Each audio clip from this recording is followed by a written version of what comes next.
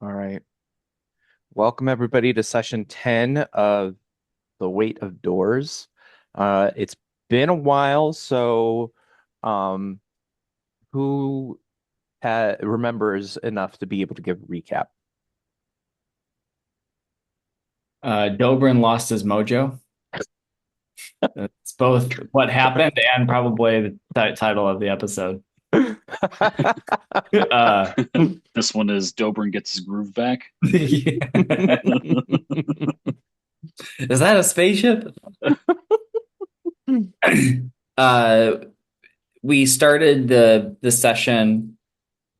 Um, we were looking for Cruigh Manathas, who was associated with the Harmonium, and we were going. Who owns the church that we're trying to get into. That uh, I'm, I'm blanking on the name of the people that shoot us away. The Athar. The Athar. So we were looking for him so we could get his permission to enter the building. We learned that he was the owner from our ventures into the Hall of Records in the session prior. We learned that he could either be found at the Harmonium headquarters, talking with fellow hardheads, or at the Gilded Angle, which is a wealthy gentleman's club in the Clerk's Ward. So we tried to go to the Gilded Angle uh, to catch him there. There was a door so it's non-Euclidean, so it did not obey three-dimensional space and time. Uh, there was a door that basically was trying to it didn't necessarily ask a riddle, but tried to ascertain our true intent, and what our worth is. Um, at first, Uthermath approached the door, and uh, he was rejected because he wasn't actually interested in enjoying the pleasures of the place. He just wanted to talk to Cruigh Manathas. Dobrin was able to get in by describing all sorts of exotic and erotic things, which wasn't really the purpose of the place, but the door thought, this guy seems like one of our clientele. Uh, The door did a vibe check and Dobrin passed. Cadeau tried to, I think he attacked the door. Attack the darkness. And it just was just rejected right away. It wasn't an attack on the door. It was meant to be a show of strength that it chose to ignore. So So Dobrin went inside, and inside you didn't order drinks, you ordered experience or food, you ordered experiences. So and I'm blanking on what experiences he ordered, but eventually he was talking with a woman with orange skin and a sheer dress. Her name was Ionaxa. Um, Thought it and was a dress made of fire. it was a dress made of fire. She liked vacationing in the plane of fire, and spent most of her time in Eastgard. Uh, And you offered to buy her a drink too. yeah, which was a mistake. Um, that's when Dobrin learned that there are passes to get in. Um, but you only get them when you join the frequent rewards program, which is a hefty fee. yeah, you have to have spent so much money there first. Yeah. While that was going on, Cadeau fell into a sewer, and I have in my notes his cranium rat eats brains. Well, yeah. Yeah. I think Cadeau, or I think Uthermath went in after him, and they eventually got out. Dobrin couldn't pay his bill. He couldn't find Cruigh Manathas. And rather than run through the magical door that shuts itself, thinking that was like a fool's errand, he paid through. He tried to pay through a favor. The proprietor of the place was this kind of enigmatic, uh, not necessarily a fiend, but gave off fiend energy based on what it asked for. What it asked for his desire for flesh. Because my bill for 2 drinks was $1,100 You also had a meal. at a meal. Yeah, that's true. 2 drinks so I can't get my desire back. Um, Well, don't say you can't get it back, but but at not what from cost? not in that way. Not from him. Uh, and that's kind of we did run into Cruigh Manathas outside. Um, Right. Apparently he's a real estate mogul. He just wants he just wants to make a profit off of the building. Um, he wants to try to sell it to some developers. So the next step was to find developers, real estate developers who would be willing to purchase said building.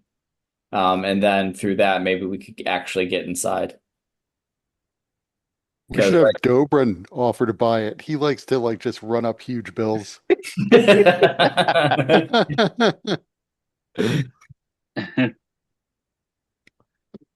Um, so uh that is a pretty good summary. A couple of additional details, both from that session and from others that are also potentially relevant. So the cranium rat was not actually seen eating brains. There were other cranium rats present, which Cadeau realized because suddenly his cranium rat could actually directly communicate in A little more English intelligent. thoughts. Yeah. If not English thoughts, at least in terms of basic desires, and empathic connection. And so there was a bunch of other cranium rats that seemed to be feasting, but it was dark. And when Cadeau flashed a light using magic, the cranium rats had already scattered, but there was no sign of anything, not even a drop of blood. Additionally, um, there from previous sessions, uh, there is Hoolister that you guys met at the Ubiquitous Wayfarer. He was uh posing as an Athar, although his true allegiance is to the anarchists, and he was discovered and removed from his post with the Athar, um, prior to you guys getting to the Ubiquitous Wayfarer. Also know that he seemed to have an interest in the bar owner, uh, Brienne of the Ubiquitous Wayfarer, and Cadeau followed him to his home, where he found him drawing, and he drew lots of pictures of this girl and also cats. Um, and then there was Just a real also, sad guy. yeah, there's also you heard mention of a half elf named Elkis who seemed to be discussing a signer plot to attack the Athar, or to try and usurp their control of the church that may be happening within a week. Um, you met Full Neener, which was just a treat in of itself. And and what else? Um, I We still have the name of think that one guy that we can potentially call upon in an emergency. uh Yes. yeah, Poundy McPounderson. Yeah. Okay. Not his Uh name. what's that? Not his name. You mean No. you mean Mordregard Oh Anton. yeah. Um when I decided to say his name out loud in that moment, I was like, there's a lot of A's in this name. And I just thought back to that one scene in the Dungeons and Dragons movie where the illusion spell glitched. And I was like, that's his name.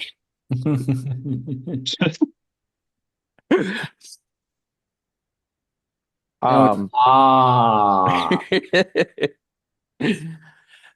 so you guys had this. Oh, it was also just Chaz was not present, but everybody knew that Chaz would have immediately been allowed into the That the Gilded place. Angle.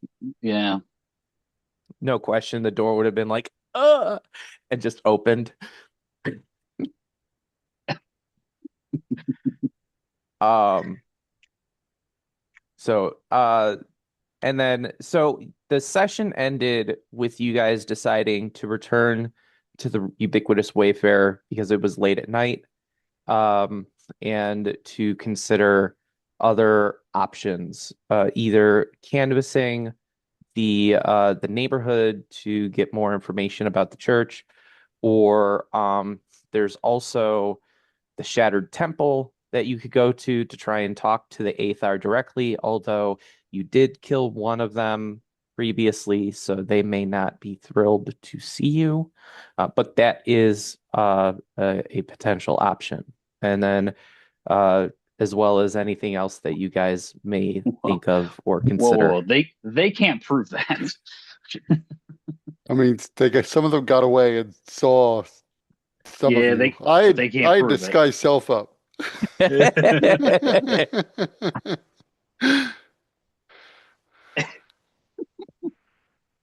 And Cadeau obviously can look like whomever he wants, but Dobrin is pretty cheeked up to not be immediately recognizable.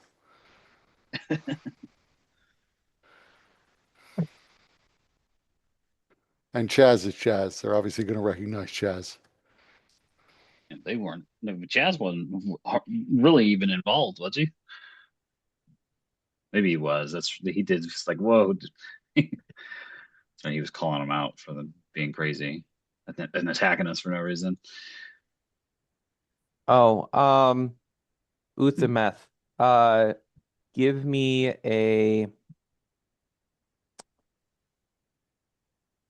let's go investigation check.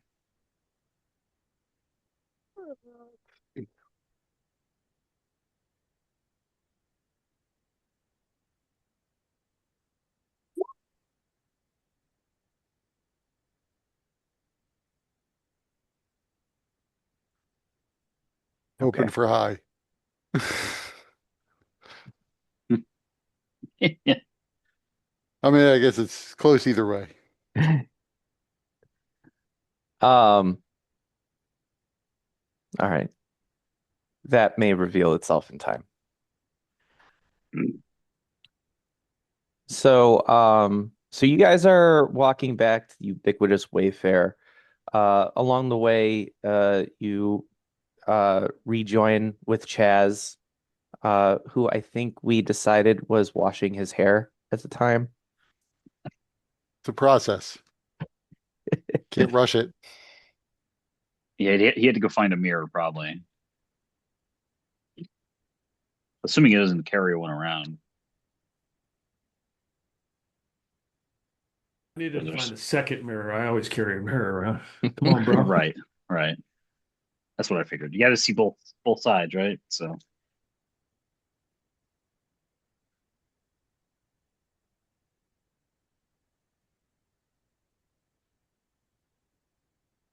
um, I feel like we were on the way to somewhere, weren't we? Whenever we recognized the guy. I'm not sure where we were going, but I thought Mike was right. We were going to go canvass the neighborhood, or at least that was my thinking, because going to visit the Athar seems crazy. They didn't like us when they had no idea who we were, and we were just trying to get a look inside the temple. But like maybe they won't, maybe word won't have gotten from the temple back to their headquarters. How many? It's a good question. How many Athar are there? You mean how Like, many is did it? you see at the actual church, or No, I mean just like as an organization, is it like an organization of thousands, or is it like 20 guys so they all know each other? um I think that all of the major factions, because of the size of Sigil, uh membership is in the thousands, but additionally within each faction there are also potentially smaller factions. Right. So um each organization is a bit different. Did any of your characters, would they have any reason to have had experiences or uh any reason to have information about the Athar based on your guys' awareness of your histories? Um, so what do the Aethar do again?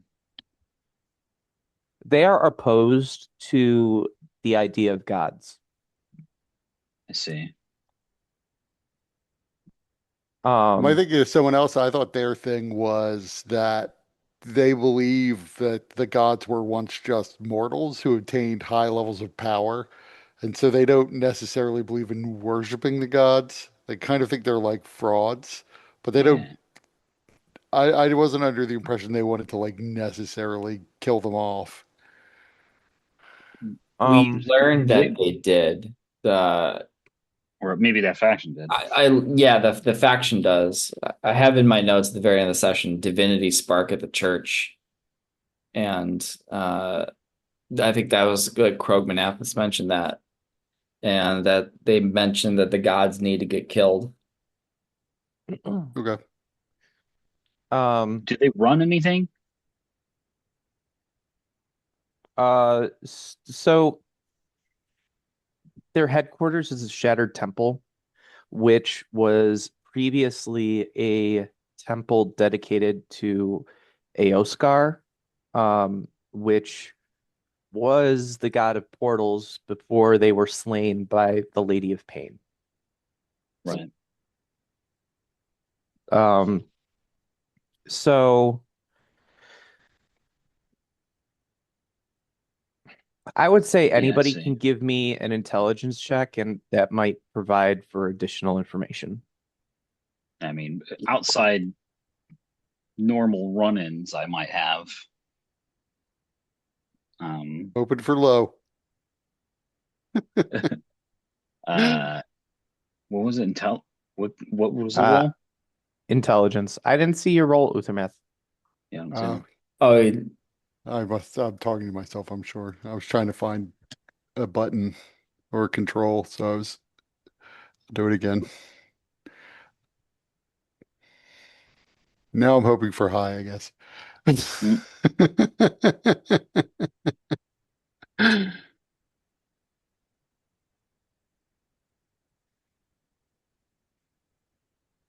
I, I'll roll, but a -2 is not helpful in this context. Now I see why you keep running up bills, not realizing you can't pay.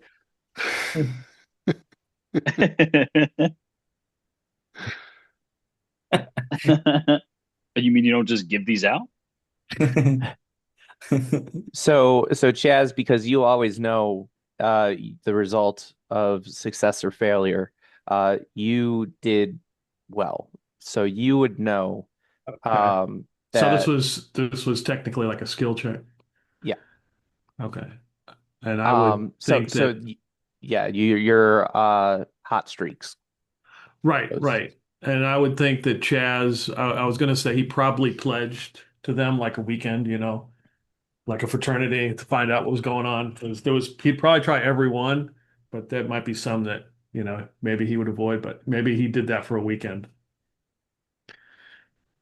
Um, so um, what you would have learned is that they the Athar run what is essentially a spy network surveilling the different temples of the various faiths and gods that are worshipped.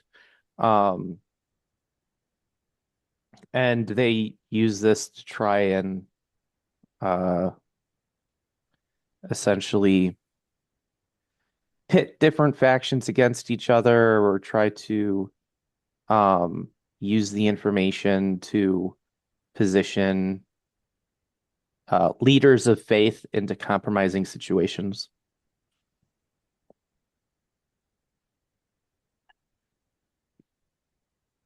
Okay. Man, what would the pledge be like for that sort of organization? Not worth it, I'm sure.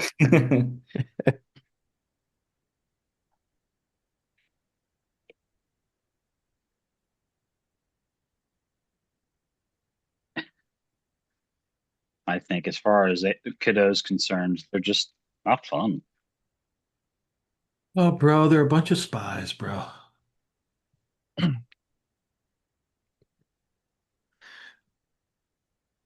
And they use the information, bro, to just stir the pot, get people into trouble. That is cruel. Yeah, one of the bros tried to touch my hair, and then I was done with that group, bro. Of course. Dobrin touches his bald head. It's I okay, bro. Dobrin's self-conscious about his lack of hair. The one little hair that sticks out. I was born with no hair, but maybe I should have been. And I'll never know what I've been missing. I He mean, looks at Chaz's locks. like I think they make wigs. Bro, Clowns wear them all the time. that's false hope, bro. Don't be doing that. I mean, he has an idea. No, if I'm gonna have hair, it's going to be natural and What if it's bristly. really good looking?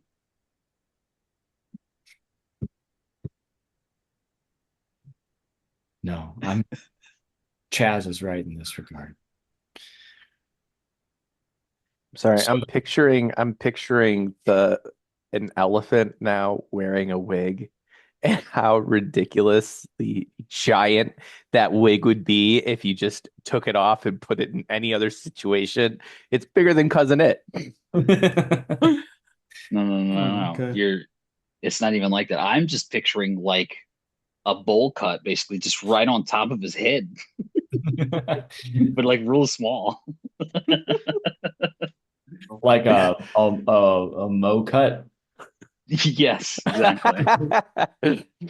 Don't worry, bro. Anytime you want to, you feel like you need to share the locks, I can be your wingman.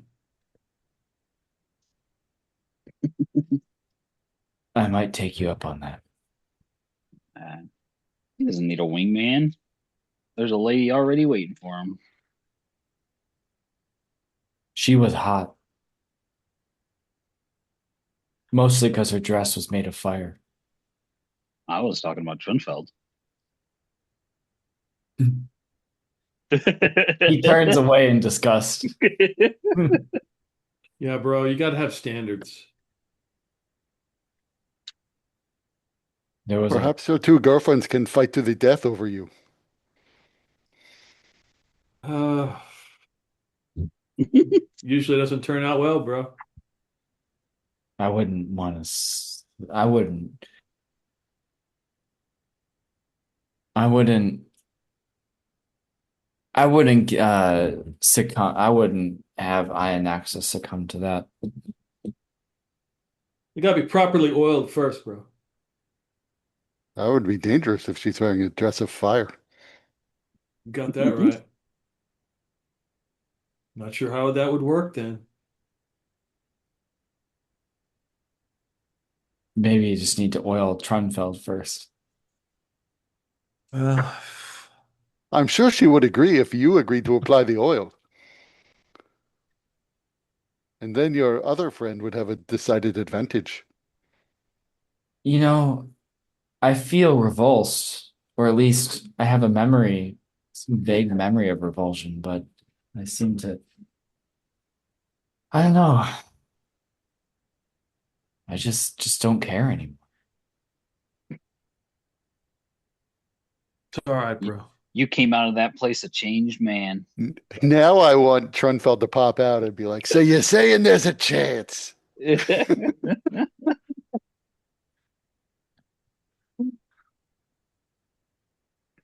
You know what? They say that being rich changes a person. He didn't have any money and he's already changed.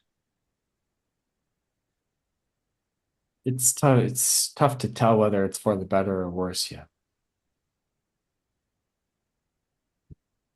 But now I can perhaps I can put down my uh sigil desires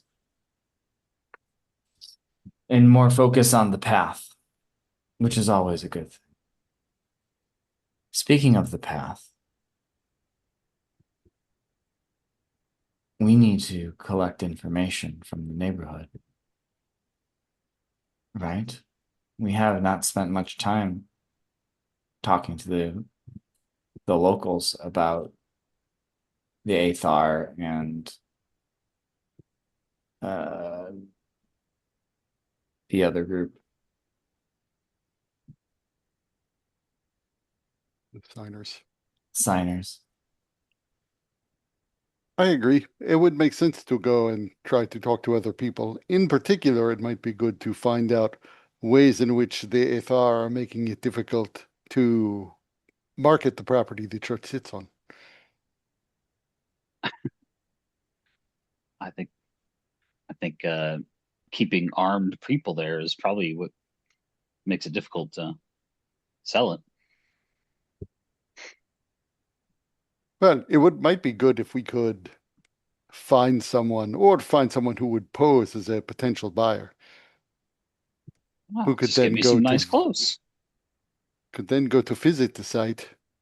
And of course the Athar would turn them away, possibly violently. Though we might need to introduce this buyer to Cruigh Manathas first. But I I agree, your talents may come in particular use here if we can get you a fine set of clothes. Though I imagine Cruigh Manathas might know something of the potential real estate buyers. We would need some sort of cover story to explain why you were looking to purchase this property and why he has not otherwise heard your name in the circles in which he runs. Who Hmm. owns the property? Cruigh Manathas. Is that his The guy name? we were Am I talking. getting it wrong? No, Yeah, that's yeah, yeah, right. something like that. Yeah, Right. Yeah, that's his name. Yeah. yeah. It Chaz was a wasn't guy we were here. talking to. Yeah. Do you think that that's strictly necessary?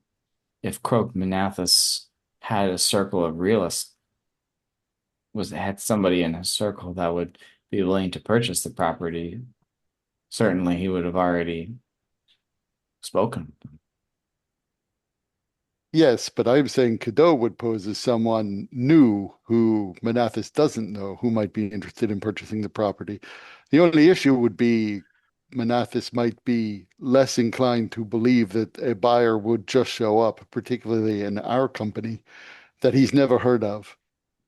Mm. But a suitable backstory. He doesn't know who actually hired us to look into any of this. We could claim that this is our client, that he is a wealthy investor fresh in from some outer plane, some other location, who wants to buy real estate in Sigil now that he's bought here, moved here.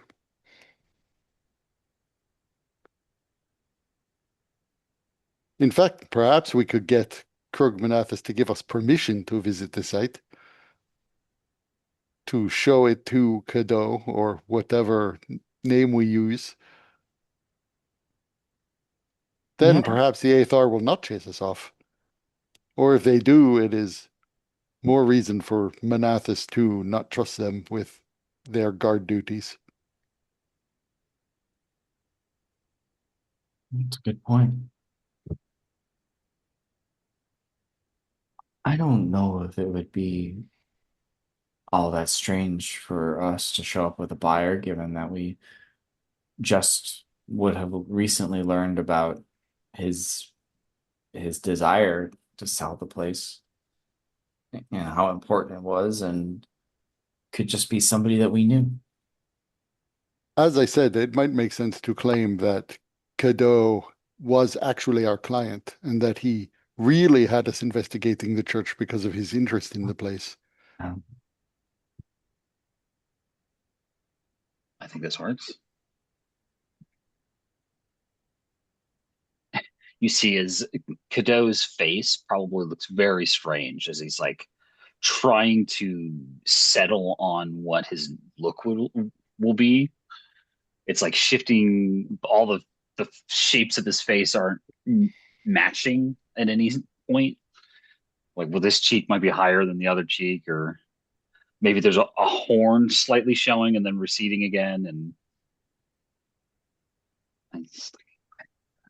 give me a minute. Yes, you should consider your backstory. Where you come from may influence what you would look like.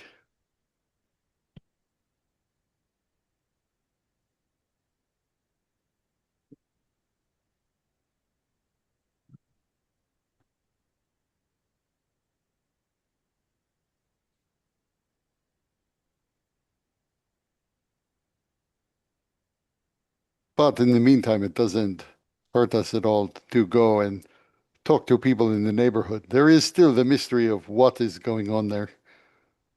Getting into the site might be helpful, but we still might wind up having to talk to people about recent events and try to unravel the misunderstanding regarding whether or not has been violence in the past between the Athar and the signers. Agreed. What time of day is it? It's the dark of night. So um it's almost at the point where if you don't have a light, you would probably need to find one of the light boys to help guide you through.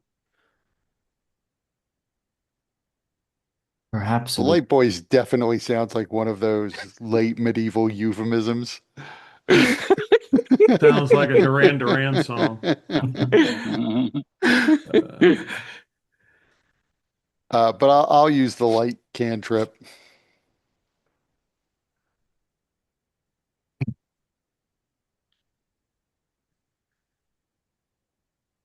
Is it too late to really to really gather information? Do we need to wait until morning?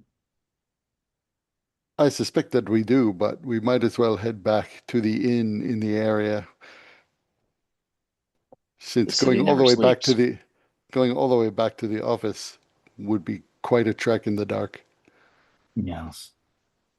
I wouldn't mind a mug of ale.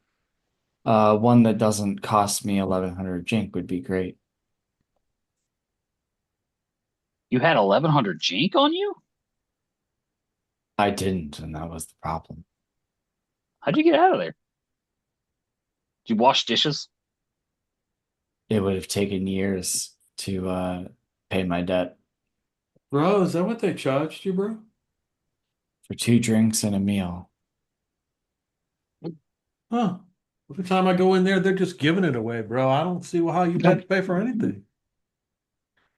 Next time I'll go with you, though I may not be let in again, but I'm okay with it.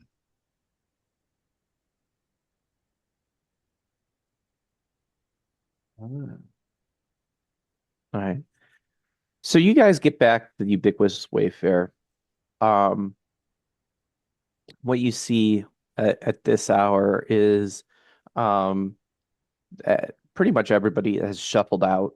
Um, the there are a couple of people who have their faces down in on their tables and probably gonna just take a nap there, sleep it off. But you notice one lady. Uh,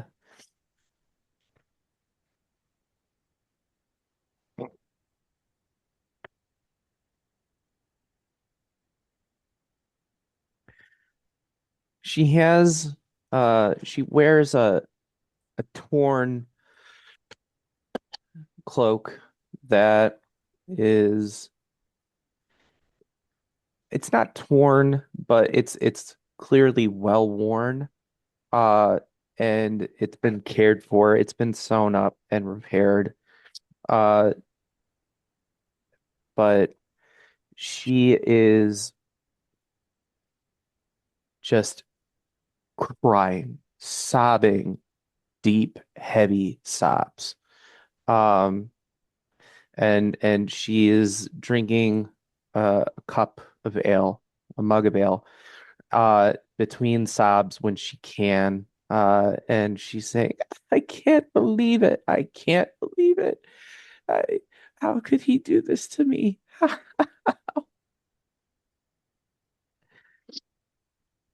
Let's not sit near her, I say loudly. She could use help. So are any of the people when we came in passed out on the ground? Or are they all just kind of like laying their head on the There's two people who are passed out at the table. Nobody's on the ground. It's not that type of place.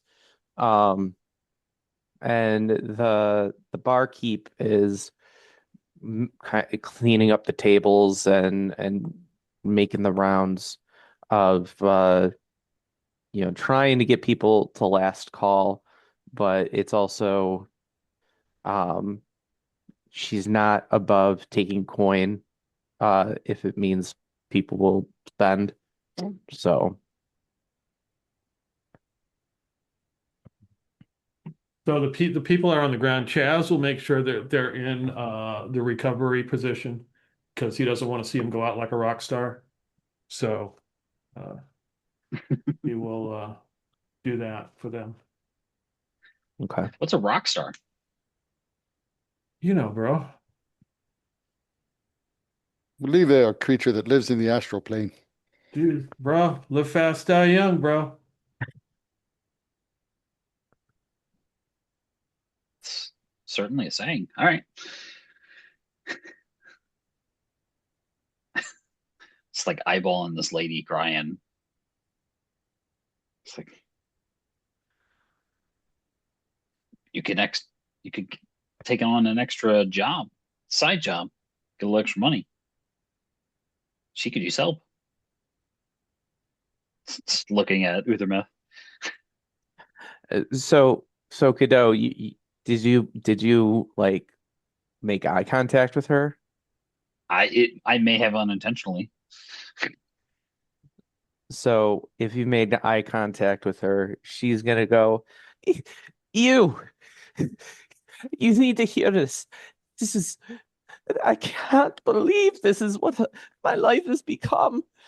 You, My husband, I'm just like he nudging died. Uther Mess. Oh, yeah. He died. But then he left me. He left me. He died and he left me. Which one happened first? Yeah.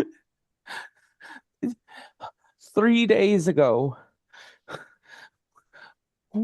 I was waking up and it was his day off, so he slept in.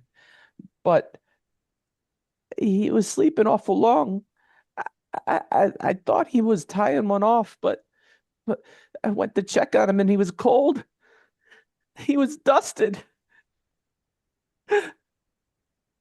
I, his lips were blue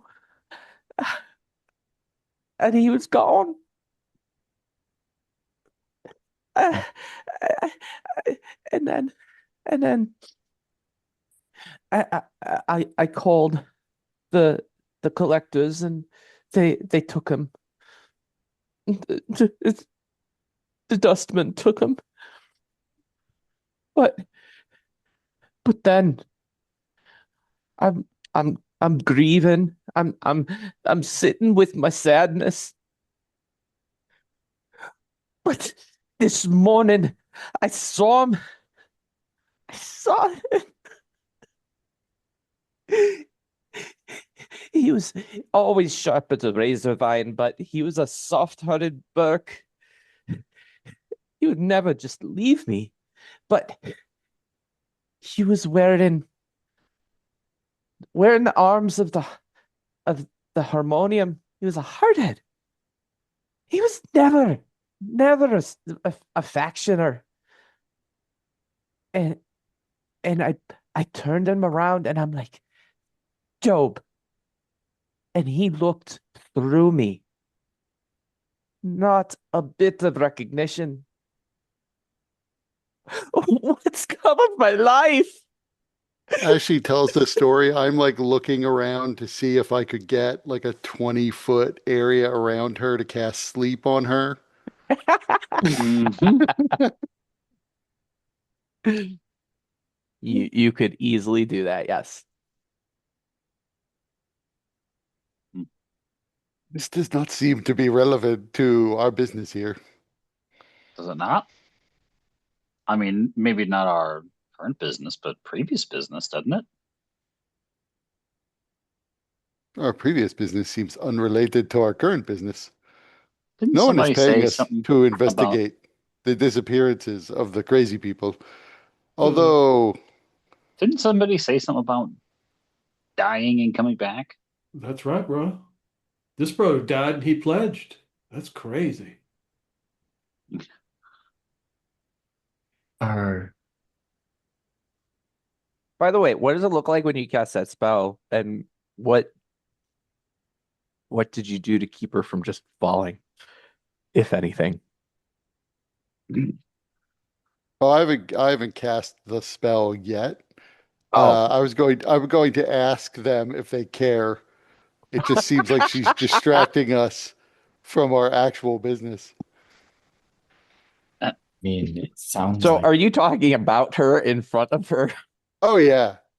Yeah, I don't have much of a filter. So, I mean, I would be like, she is bothering everyone in the bar, and now she is using up our valuable time, and it is late. So, does anyone Sometimes you have got any to do the objection? people's work, bro. I don't know what we can do to deal with her dead husband. I mean, we can't do anything about that, but this is something to keep in mind. Well, maybe she wants him dead again, bro.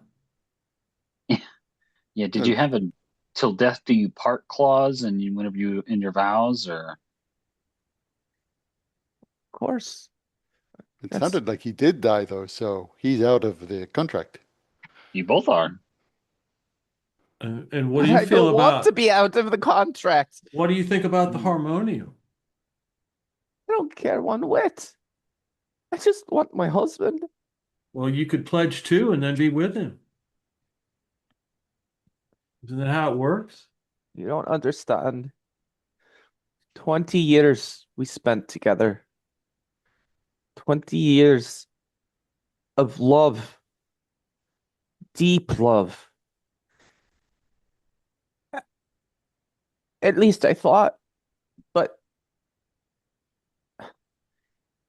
I know he was dead, but I saw him. So did he fake it? Did he trick me? You said the dustmen took his body. Yeah.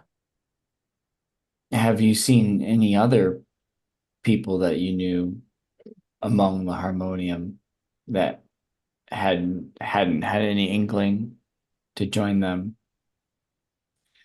No. Do you think the dustmen are giving dead bodies to the Harmonium for that they can then reanimate? Why would they do that? The Dusters, they wouldn't want people coming back. I mean, Was it him? It, it was. I was sure of it. I mean, maybe the body, but the sold the parts. Are you suggesting somebody stole my husband's skin? Maybe. Where did he work? Who were his friends? and did he have any debts to the Harmonium or know anybody in them? To No, anyone? How well no, did he we take live. care of his hair? She just kind of gives you a sour look and turns to the others. No, he was a tradesman, a pipe fitter, and uh, we lived humble, but we did not have debt. Comfortable. A struggle, a bit, but comfortable.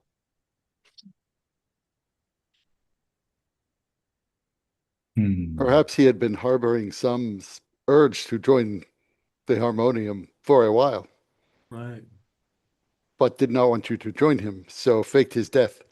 Yeah, yeah. He was laying pipe in his off time.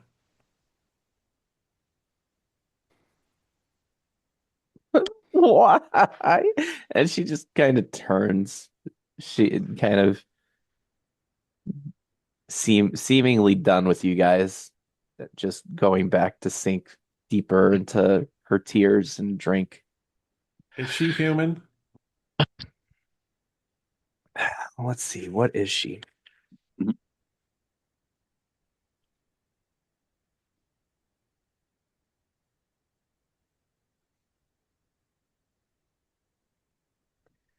She is the tallest gnome you've ever met. How long do gnomes live? I wonder if Chaz knows that. Um, you gave me an intelligence check.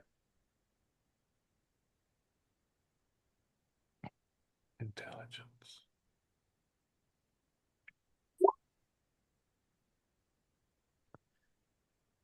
So gnomes live up to 300 years. Oh, well, you better, it's better to find out now. Because you don't want to find out 150 years from now. But he was my life, my world. What am I gonna do? Don't forget to add your hot streaks. Okay.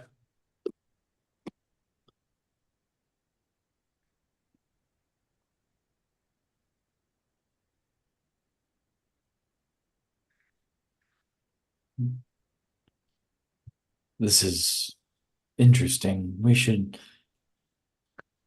see if we can corroborate this with any other disappearances or sudden deaths who also joined the Harmonium.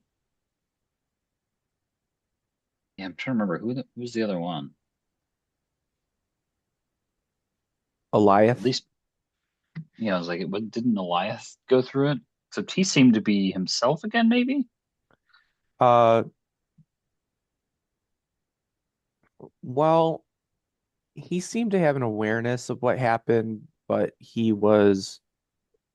claimed that he had a somewhat of a religious experience, uh, directly spoken to by Lathander. Um, but he joined the Doom Guard. Mhm.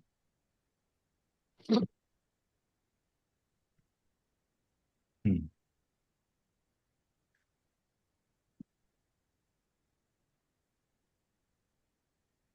Eh. It is not exactly clear why that Shadow Knave fellow would have killed this man, though.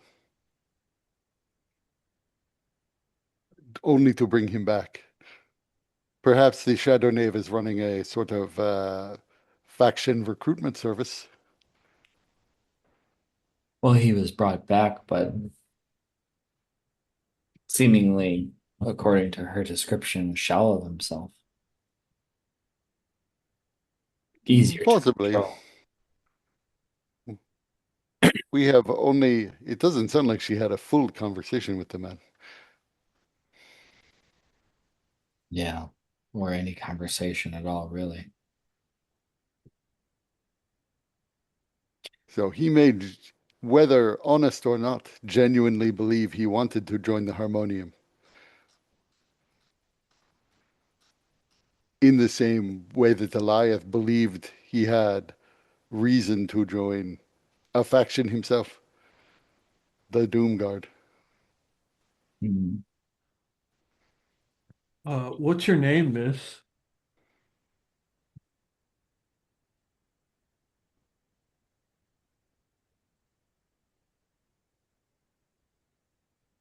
Let's see. But Bendon Mall is no longer a client of ours, and he was the one who set us on the path to finding Eliath.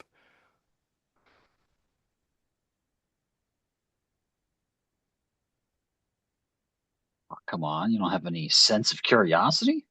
Um,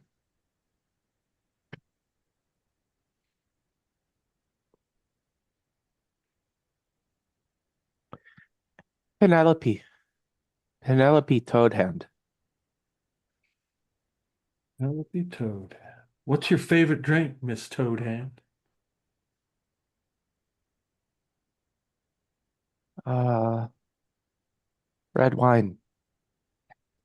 Barkeep, give Miss Toadhand a glass of red wine here.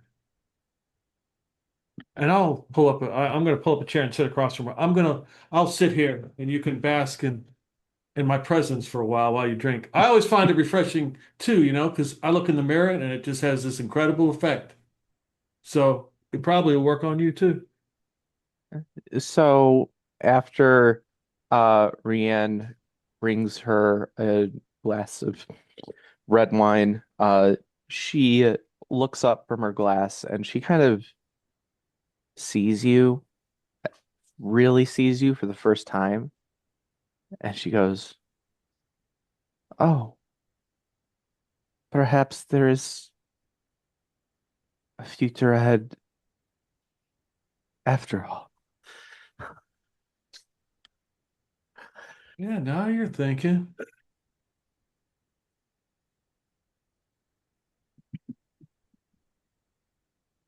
And then she kind of puts her hand head in her hand, like goes kind of giggling. Dobrin just shakes his head at Chaz buying someone a drink. Shudders in remembrance. You Yeah. don't know what you're doing. How many jink did that cost? Uh, it was a single jing. Okay, I'll tip him one, so two jink.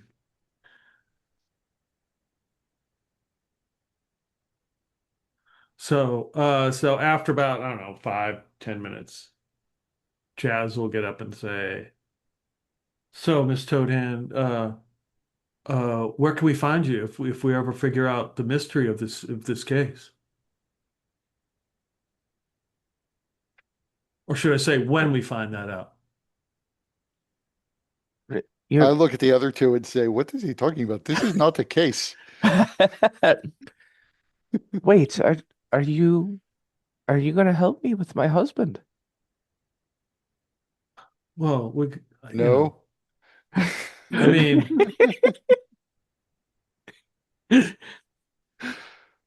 I just like I just look at it with my thumb. I think we're gonna. What you do in your free time is fine. But right now we are working. The city has a way of making things all work out. Don't worry. Oh, I'd be grateful, so grateful. Oh, yeah, yeah. If you could help me understand at least what's going on, give me a bit of closure. I can I accepted that my husband had died, that he had been put in the dead book and was gone. But to see him again, to see him look through me, that's a wound that I could never have expected you got a picture what he looks like?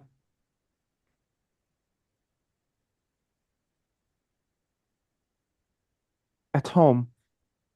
Yeah, Oh, Chaz surely knows never to follow a stranger to a second place, right? Especially when Mike's running the game.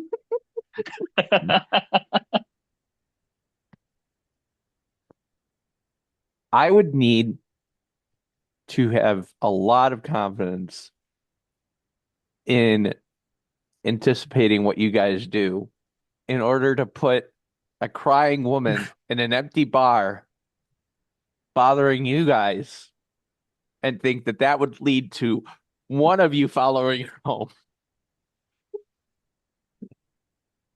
I don't Yeah, know that I yeah. am that skilled as a But GM. you also said you hadn't planned exactly what was going on, so you can make it up on the fly. True. I know I It is would do that. right. Yeah, it is not beyond you that she is the shadow knave or a plant for the shadow knave. I have I have done these things. I gave my players an egg-shaped object that was looked like it was speckled with stars. Somebody offered them a lot of money for it, and they accepted that deal. I'm like, okay. So I was like, I already knew what was gonna happen. I decided in the moment. Well, I was like, all right, if they keep this, this is a dragon's egg. Not just any dragon, but like the astral dragon from the fucking one book. Like powerful. Could be. But no, they sold it. So I was like, all right, well, guess what? Now your town is invested with eldritch horrors.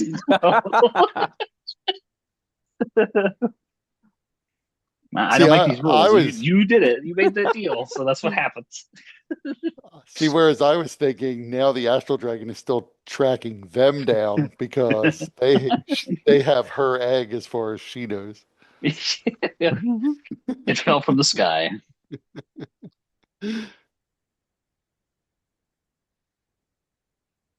what was your husband's name? Joe, That's right. That's right. You did say that. Joe Penelope Toad. and Job. yeah. So, How did he mimic a chicken? I don't know if you ever watched Arrested Development. The correct way.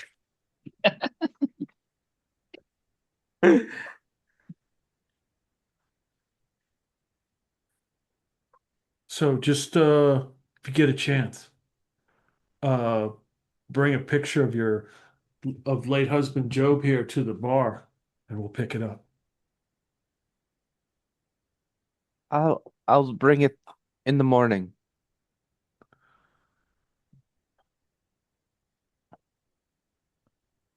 Speaking of which, I really must go. It's it's so late. Oh, I'm so drunk. Thank you. I'll see you in the morning. Are you going to get home okay? Would you like an escort? Nice work, Dobrin. Good job, bro. Dover needs a third side piece.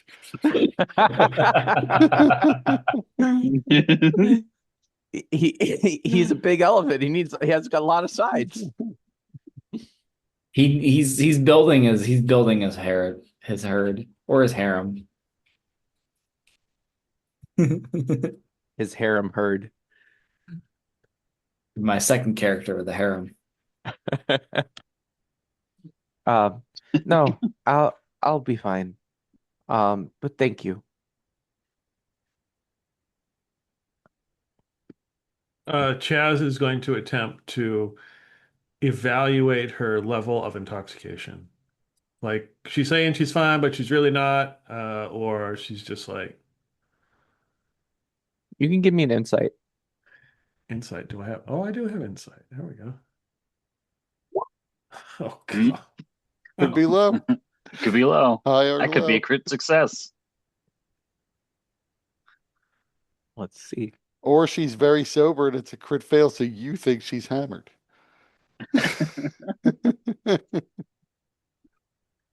Uh, it is a crit success.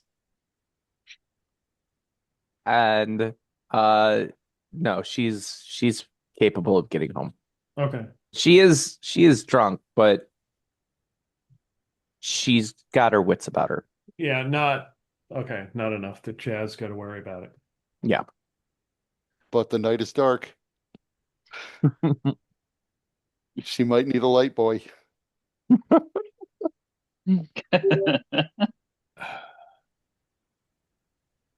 I'll follow. I'll I'll stay back unseen. Yeah, I got to get my rest, bros. Sorry, the washing of the hair just took it out of me. Gotta get that beauty rest. I Gotta get understand. these follicles have gotta breathe. Gotta rest too. So all right, bros. Let's go. Yes. Let's go to bed. What you said, right? Go follow her. You want to go with her, or I'm not gonna go with her. If you're gonna follow her, go. You can follow her. That's fine. I? Do you want me to follow her? Uh, yeah, you're probably much better at it than anybody else. I'm pretty good at it.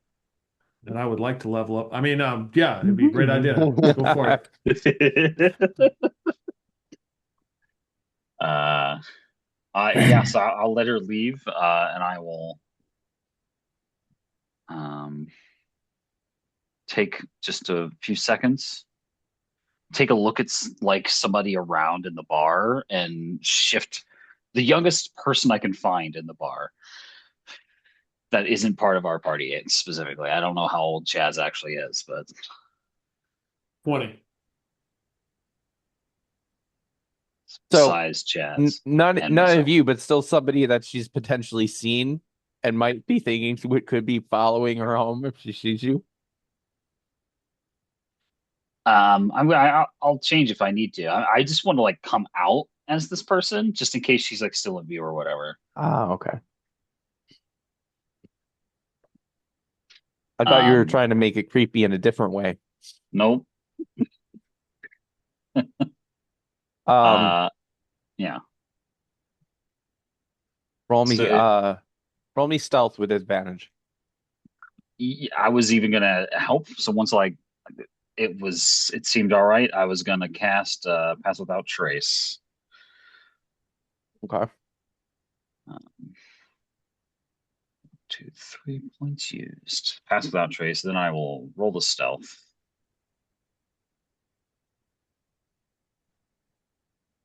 Could be low. Still have your +10. I Yeah. mean, I I think I'd either make way, it you even have with your advantage, bases right? covered. It's advantage. So if it's high or low, it's good rolls. Like with advantage, that's exactly what you want. Both ends I of think exactly what I want is a 1 and a 20. it. But no, you're very confident that she doesn't see you and she doesn't appear to see you at all. Um, and Excellent. I'll just make sure she makes it back to a house. it's an apartment. M most dwellings are apartments. Yeah, I'll just make sure she wasn't like going someplace else. Hmm. She went to a house. I'm satisfied. I'll head back.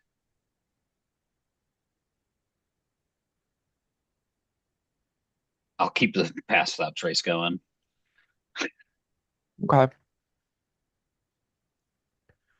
Um,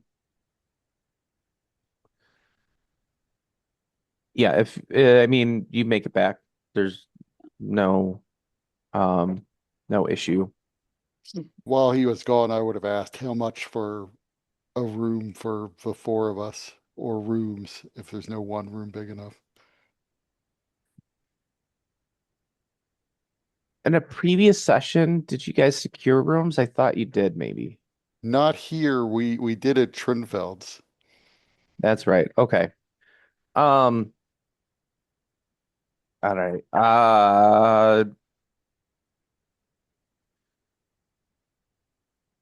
10 G for the four of you.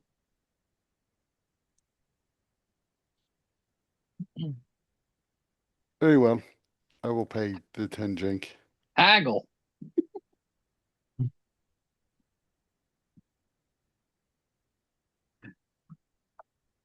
Some random person just walks in the bar. Haggle. Yes, like dripping shadow. Sort of shake it off and it goes away. Do you get rooms? I got the same room. Great. A I'm sorry, single what was room? that? Is it? Uh, Yeah. What did he say?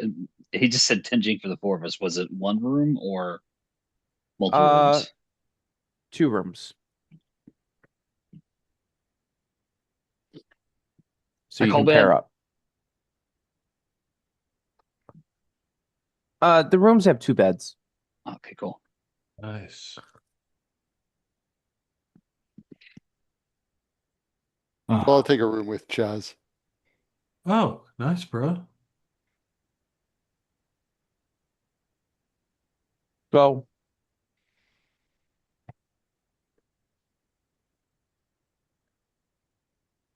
Chaz and Uthermeth, you get a blue key.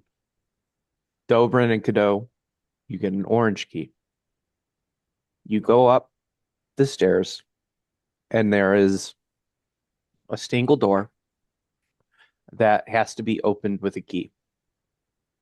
Uh, Uthermeth and Chaz, you open it with your blue key. Empty room, you go in, close the Close the door. door. Then Dobrin and Cadeau, you open it with the orange key. Empty room, you go in, close it. Now, Delightful. you don't know how many people are coterminous in this space, but living in Sigil, Uthermeth, you're a bit spoiled for this because you've managed to find a a place where your occupancy is the only one. It's not overlapping with other spaces, but something Single about, dwelling. huh? Single dwelling. Yeah. But being in a space like this, there's always a sense of something being off, particularly anytime that your space is encroached upon by another person, it's almost like you kind of feel a bit of a shiver down your spine, almost like a sense of vague touch that's not actually there. When there are lights on, it, it, it depending on how many people have their lights on or off, the the darkness only gets so dark. The brightness only gets so bright because there's a subtle sort of enhancing and canceling out effect across all of these multiple spaces being used. So you all would be familiar with this. Uthermeth, you'd be familiar with it too, just not to the same extent because of your space. But um, you can tell based on the degree of discomfort that there's a lot of rooms being shared and overlapped with this space.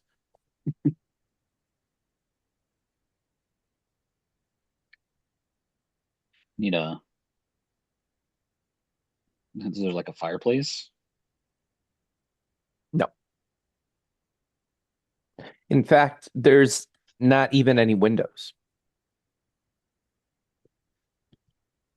Hmm.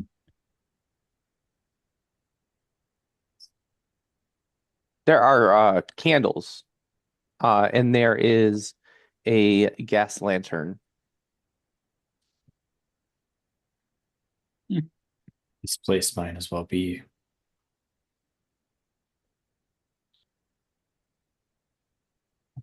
This place is gross. Thought I would get used to this feeling, but just when I thought I was just over with it, or I was just used to it, this place brings it all back. Oh, no, don't worry, don't worry. This is how we handle it. All right. We take the beds and we shift them around. Find us a warm spot. Always a way. Actually, Uthermeth, or I mean, Dobrin, that's a good point. Your special site it does kind of bleed into these other multidimensional spaces. So for you, it's even more disorienting because you actually get a greater sense of presence. It's never quite to the degree where you see somebody there, but you kind of know when they're moving around and and you can almost see them. Okay. It's like looking through a lens that is incredibly out of focus. Hmm.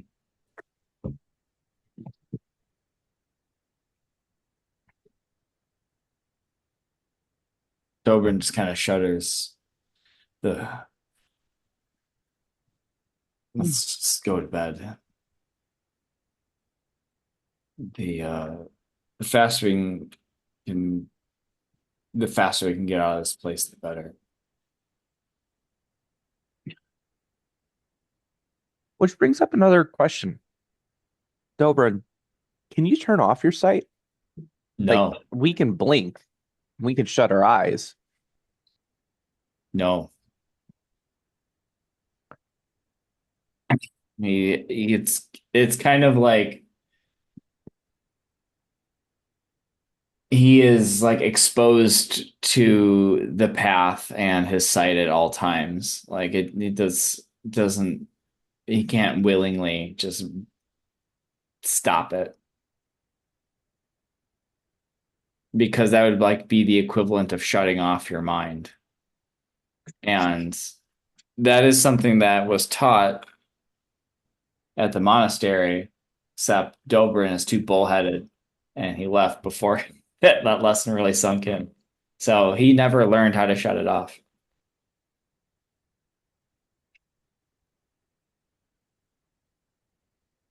Um, it's funny because I think male elephants are called bulls, so bull-headed elephant is just a man-headed elephant.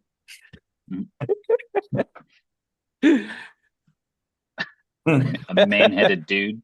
He's bad, baby. Um, yeah, so then it's particularly disorienting for you, and sleep is really your only respite within these spaces.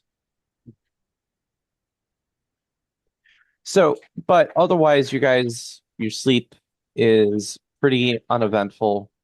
Um, and when you wake up, uh, heading downstairs, yeah, so the there is another interesting uh source of frustration is that when somebody else's open the door, you can't open yours. So oftentimes you guys go to open the door, maybe to use the bathroom in the middle of the night. Maybe it's because you're ready to go out and, go downstairs, maybe get some breakfast or a drink. But if you're not doing it at just the right time, that door may already be open for somebody else. And so sometimes it can take a couple of tries, waiting a couple of minutes before you're able to actually access your door. What if they leave it open? Sorry, what's that? What if they leave it open? Well, then you're that is a unique issue in Sigil.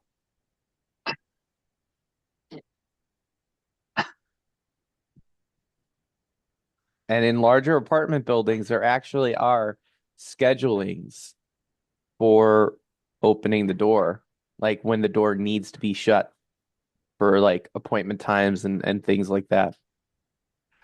When you use Mage Hand and an action point, close the door in a different dimension. I mean, it's certainly a way somebody becomes a mass murderer on accident, even. Yeah. Yeah, think about an apartment fire where somebody decides to leave the door open. But you're safe because you're in another apartment. Are you though? You're just getting some warm. You're just getting warmed up, you know.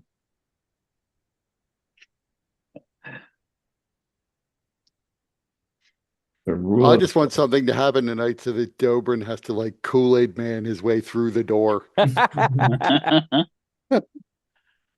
Oh no. Yeah, What but happens if that's somebody that's an interesting thing. dispels the magic on the door? What happens? Everybody just shunted out, So or are they so stuck in that's there? the thing. This isn't magic. This is geometry. That's true. That's true. Yeah. Like the geometry of sigil is very different. And it's what it has allowed a short space to essentially become a plane size megacity, despite being occupying a finite space.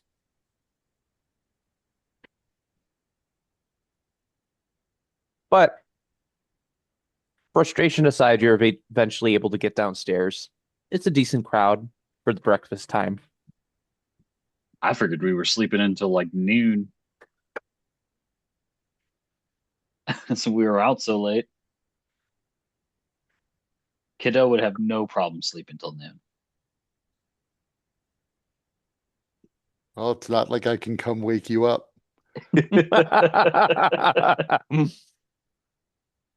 Dobro had joined the Breakfast Club.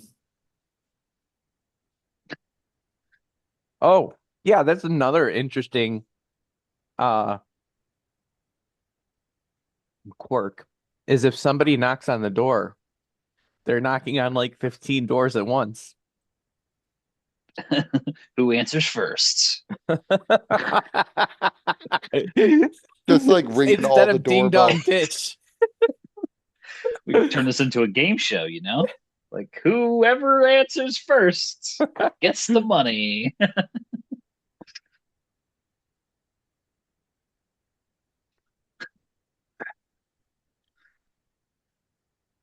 Some fucking rich asshole philanthropist comes in. It's like, I'm just recruiting people for a show, for a thing. You could win 5,000 gold. Looks surprisingly like Mr. Beast. The Cruigh Manathas. He would do that sort of thing. That's how we approach him. I like to imagine Mr. Beast, but it's another gnome.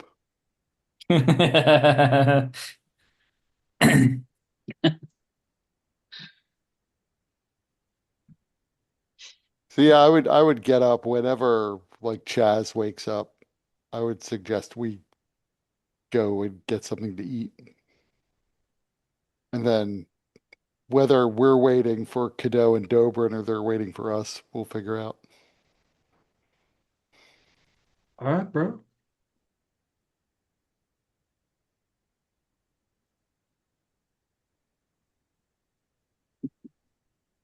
So around noon.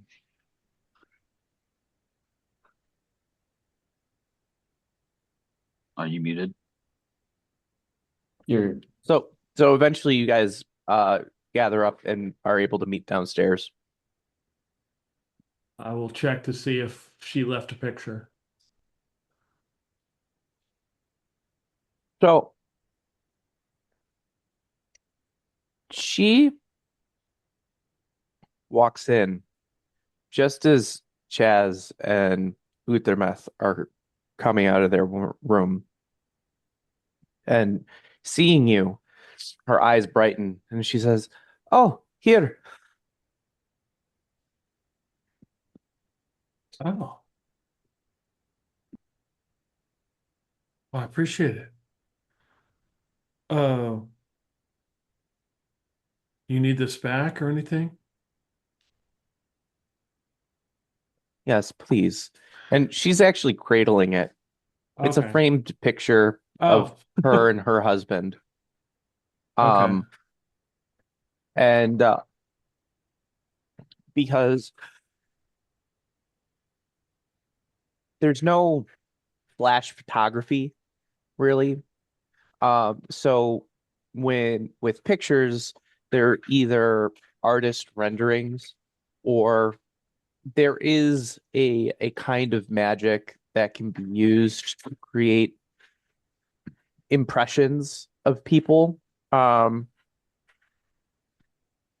but because that is usually the magic that's a cheap form of magic. It's a cantrip that people can use. It's you know the closest you get to mass produced photography, but it is rather low quality. So it does look a little kind of uh that one painting that's just dots.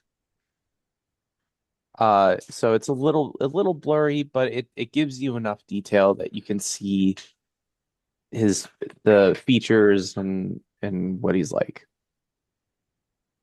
Okay. Well, my plan would be to wait for Cadeau to come down so Cadeau could have a look at it so he knows what he looks like. Because I'm assuming Cadeau can remember these things, or at least he sure acts like he can. he's going to So be yeah, around oh for a noon. while. Yeah. Unless Dobrin tries to come up and get me down earlier. Dobrin would just go by himself, to breakfast and maybe meet up with the rest. Because he could always come up and get you if we needed to head out. Kaz Yeah. would certainly tell you that. Would certainly tell you that we need Cadeau down here. I'll go get him. He tries the blue door, the blue key in the door.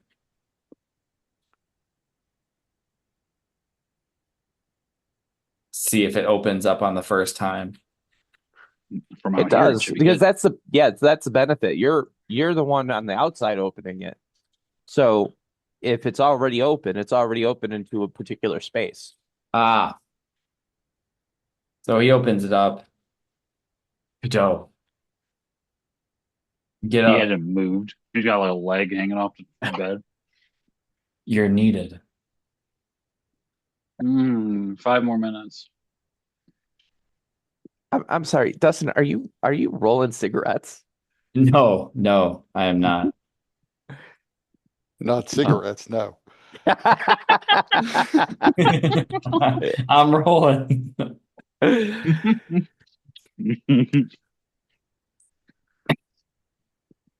Cadeau slowly start to wake up. Chaz has a photograph. Cool. There's like, let me see your key for a second. Closes the door.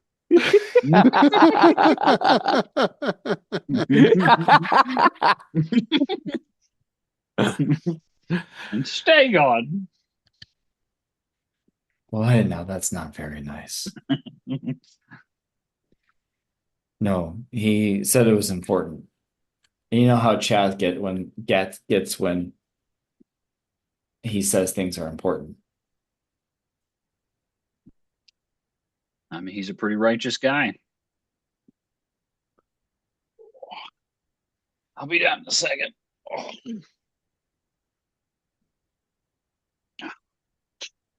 So Domer would leave and give him his space, trusting that he would be down in a second, or relatively soon.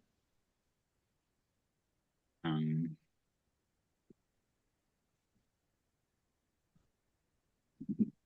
Maybe a moment or two later, you see a tiefling walks out of the door.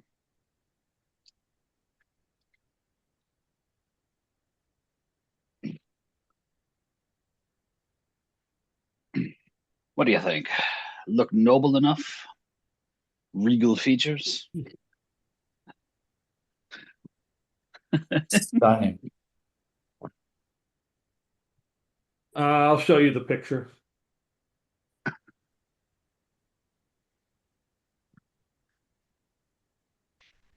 Um, I don't suppose I probably don't recognize this guy specifically, but I will do my best to commit his face to memory.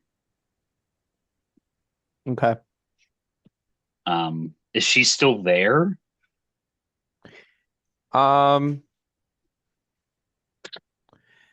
so Chaz's new hangers on. it depends on how long it would have taken. She would have been willing to wait a few minutes, but she does have things to do, and so she would be willing to leave the photograph with Chaz if he promised to keep it safe and to leave it with Rian, the barkeep. Okay. And as long as she trusts him, then I'll leave it with him once we're done with it. Rian is Cadeau, a Cadeau girl. knows where to take it back. Yeah. Okay.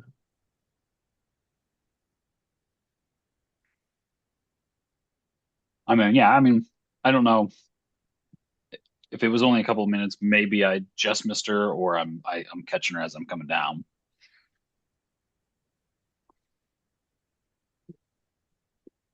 Okay.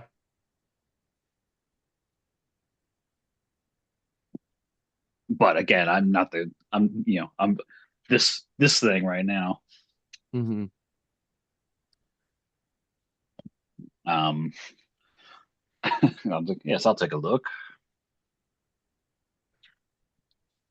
Practicing regal. I'm just like I whisper to Chaz, fancy. Is, is it poor taste to try and transform into him? Bro, just, well, No, I mean, in case we need to, you know what he looks like, and maybe that could help us in whatever we're looking for. I just like look to the lady. Um, Oh, she's left. okay, she did leave. Okay, okay, okay. I mean, it's As long as she's not something, here, I'll just try and shift my features to look like him. it's somebody we know who is part of the harmonium.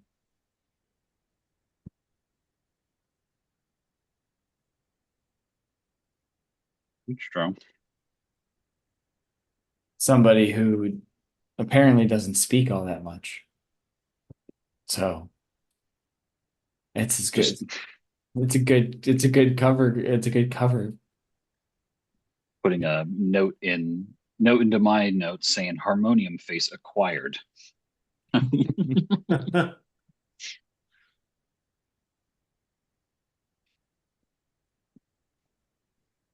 That might come in quite handy the next time we uh Yeah, I mean, I'm not going to do it just willy-nilly. I would like to know more about what's going on, if at all possible, because it might be very weird for me to show up looking like that if they expect him to be inside. I fair. mean, I assume her husband is a gnome, Hmm. A normal sized gnome. right? So can Cadeau Hmm. turn into someone that's short? Yeah, my version of the changeling, you can become medium or small when you transform. But yeah, uh, he is a normal sized gnome. She is a 6 foot Tall one. tall gnome.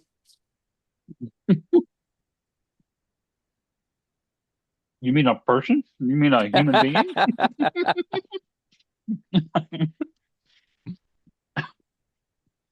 Yeah, but Is she's this not like from a honor her. amongst thieves reference or Yeah, I didn't realize when you said the tallest gnome you've ever seen that you meant like 6 feet, because then at some point I am 100% sure that either Math said, "You are freakishly huge."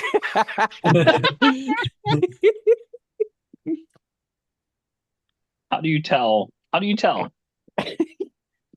that she's or no? Um, so the facial structure is what really tends to give it away. Maybe she's just part gnome.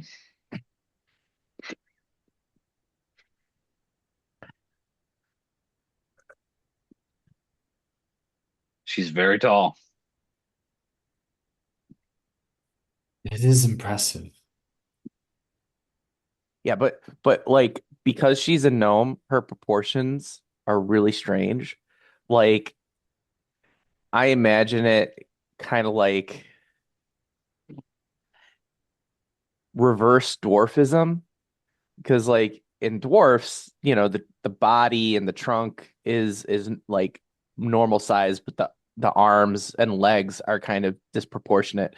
In this sense, her trunk and body is like normal gnome size, and everything else is stretched out, super lanky.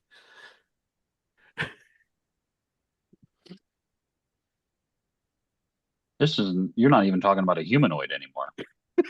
You've made up another aberration.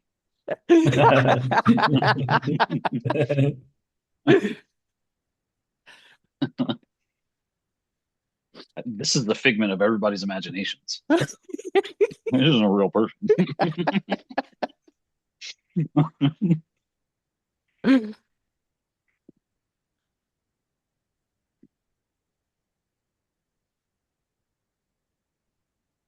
So Dobrin would ask the bar, the proprietor, the person behind the bar, are there any, does this neighborhood have any gatherings of sorts? Is there a farmer's market or a market or someplace we can go to,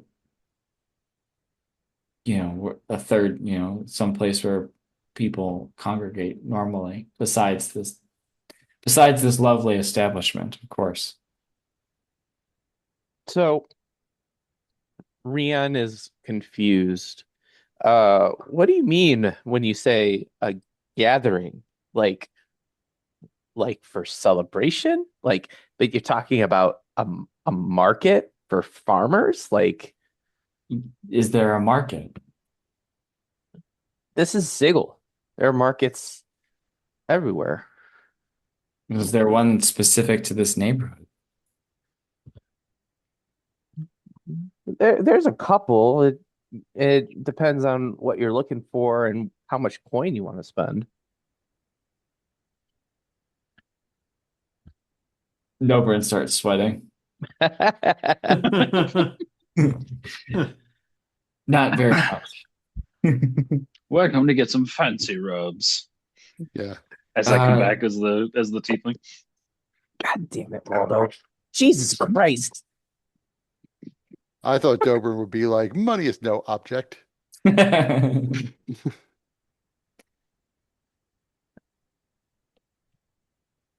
right, my dog just wrecked my whole setup. 1 second. No worries. He like thinks he's a lap dog, but he's like 50, 60 pounds. And so he like tries to like crawl on my legs from under my desk and just like push himself forward. Anyways, sorry. Where were we? So, uh, is there a market where I could get baked goods and uh, small items that are preferably fairly inexpensive? And we also need fine clothing. That too. The best rags we can find. Well, there's a tailor down the street. Uh, it's uh, it's a building with a blue door. Um, about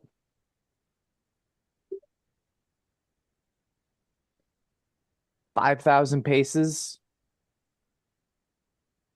Uh, and then she kind of points in a direction. So there's that tailor. If you want baked goods, there's a baker. I mean, I have fresh baked bread if you want bread. I had my eye on something sweet, but thank you. Well, if you want sweet breads and cakes, like actual sweet breads, not the traditional meaning of sweet bread, which is weird. Um, there's a baker some ways down, and she kind of describes the directions to get there.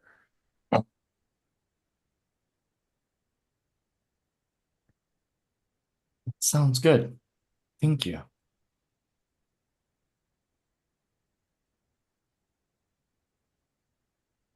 I would suggest we go to the tailor first,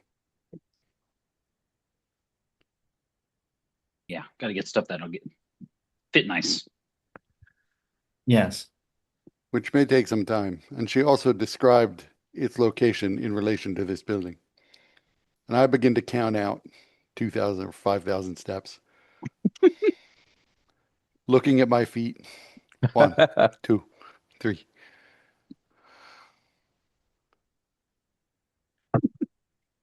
Aldo, what the fuck are you doing? Get well. Are you fucking kidding me? Oh my God. I thought I just turned off my computer. My screen went dead for a second. Place.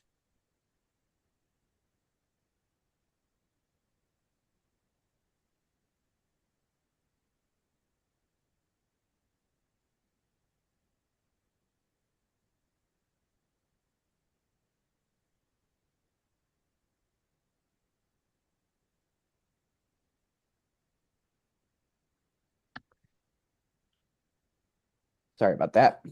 You're good. Ah. All right, so you're able to get to the tailor. Uh, let's see. Where is the tailor?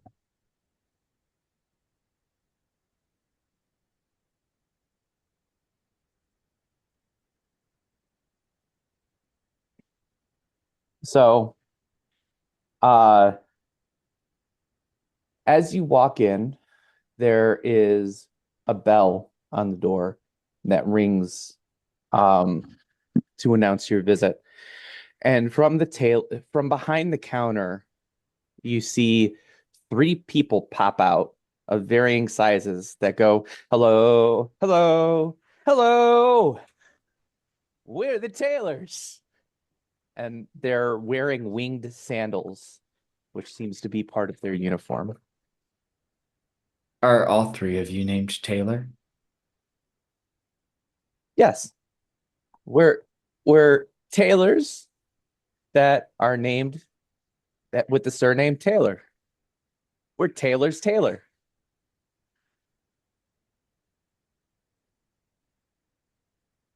Where are you guys from? Believe it or not, we were born in the hive. Come pretty far since then. Yeah, we have. Yeah, we have. And what? So, what exactly are we looking? Three small beings, medium sized. So one of them appears to be maybe 9 inches tall. The other one is about 4 feet tall. And the other one is 7 feet tall. Okay. How tall are the ceilings if the 7 foot tall one also has wing boots? Do they work? You haven't seen them work. Okay. Uh, the so this building is one of the um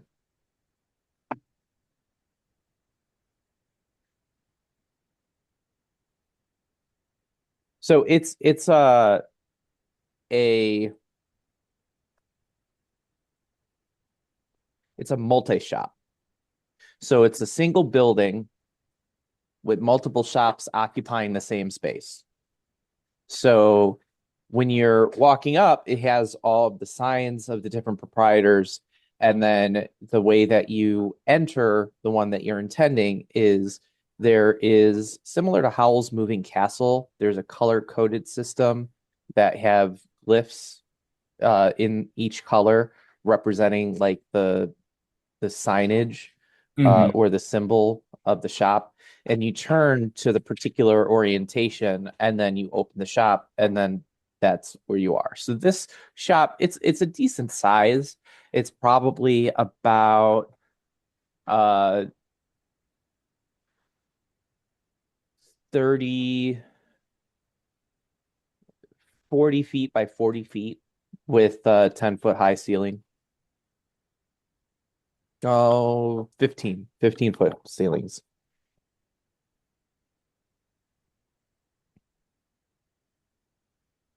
All right. Inside, there are a number of textiles draped in various displays, many of them seeming to be organized by color, uh, and then there are groups where there are different patterns, and then there's also a uh, a small display window, which outside you see the like a large display window, but it's broken up into different segments, and each segment is a window that is tied to the specific store.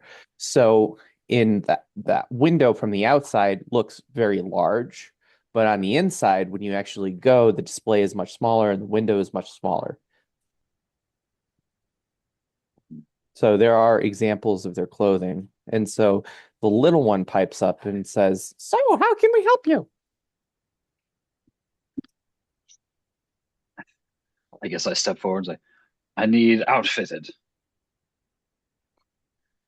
Outfitted in what? Um,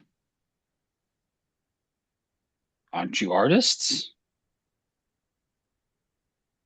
Well, we need to know what the occasion is for, what it is that you're intending to do with the outfit. Yeah, is this for walking around or is it for a special occasion? Be a wedding or a funeral? Um, is it too much to ask for multi-purpose? Oh, guys, he wants the works.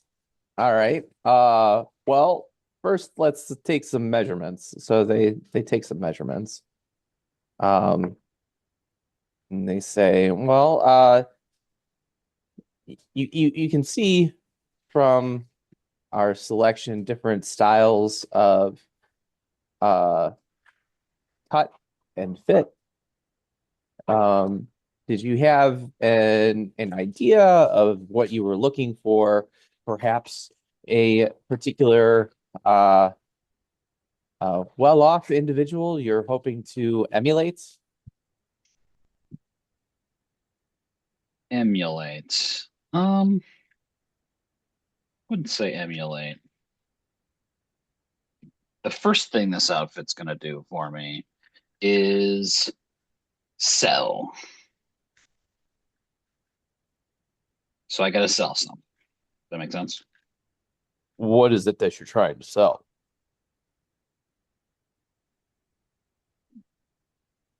That's the more difficult to come across to to, to think of. I don't know yet. Well, how much are you looking to spend? Oh yeah, that's a good question. How much do you want to spend? Yeah, what's your budget? Uh, And as you I'm say that, you notice all three of them are beginning to move in synchrony around you as each of them are taking different measurements. Um, each one focusing on the one best associated with their height.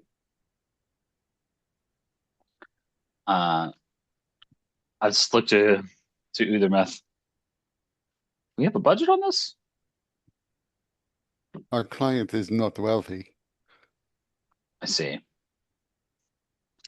but it does Um, have to be a relatively fine set of clothes so that you can fit in amongst the people of the sort that would trade in real estate and high-end assets.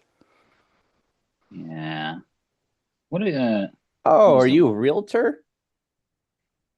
I might that's the He goal. is he is new in town and is looking to establish a realty business. More investment properties, I think.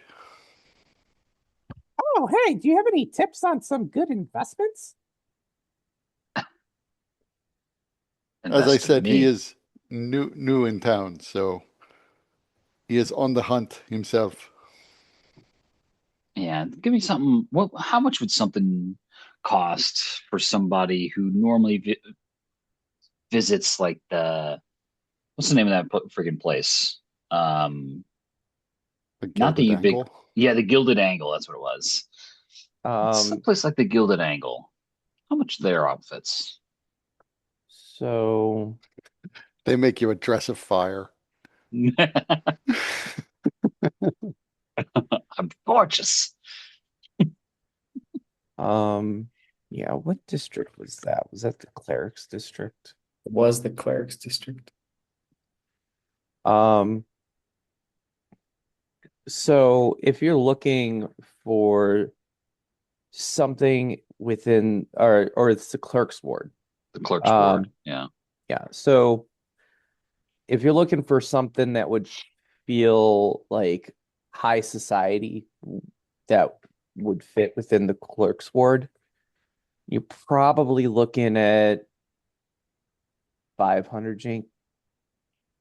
Jesus Oh, we Christ. don't even have that. Not on I don't. us. I don't have that much on me. I have to do some more jobs with these guys. What about Well, what is your budget? yeah, all right. So how about is 80 gold an all right amount? A good starter amount, perhaps?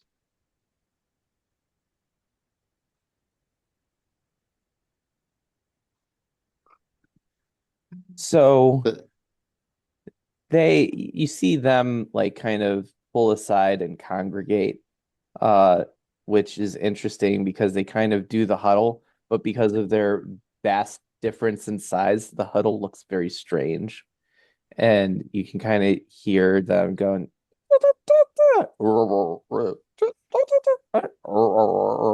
and you realize that it's not that you're hearing muffled sounds, but rather they seem to be speaking their own language. Um, and then they come away and say, How long were they uh, talking? what, 2 minutes maybe? Amazing.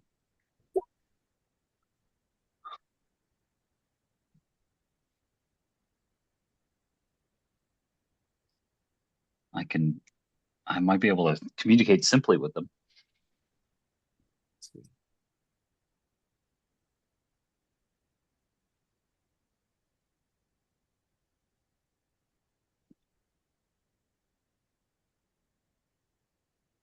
Okay. What is it that you want to communicate? Um, eh, I want to show that, hey, I'm a little guy too. I'm trying to go up, just like they did.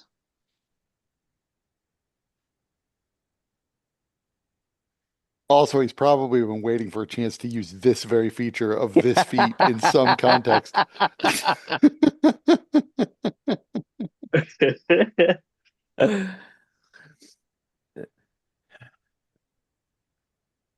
So you have disadvantage on ability checks related to understanding concepts communicated. Um, Yeah, I don't know. but you know what? I'm gonna say that you're the fact that you seem to pick up and like the language so quickly, like they know that you're not a native speaker, and they're gonna share something with you in a minute. But I would say that you can give a persuasion check with advantage.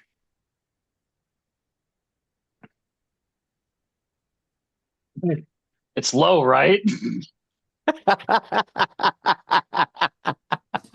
I hope so. Uh, Let's see. I gotta know if I need to use a action point, you know?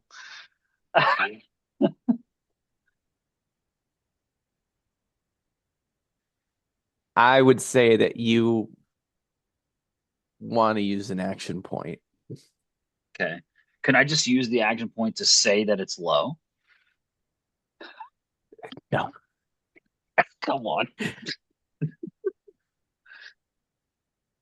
All right. It's not with each roll, right? Like, does it stay high? Um, okay. I would say that you do reasonably well. So the little one begins to communicate in his native language. Uh, how do you speak this language? Me and my brothers developed it as kids. Uh, I was just listening, I'm paying attention. I'm pretty good with languages. That is really impressive. Um, and then I could almost talk to the God dang it, I forgot the name, what the fuck they're Dabus. called. The Dabus. Yeah. I could almost speak to the Dabus. I'm real close to cracking it. Um, okay. You know what? Why are you all We're mumbling?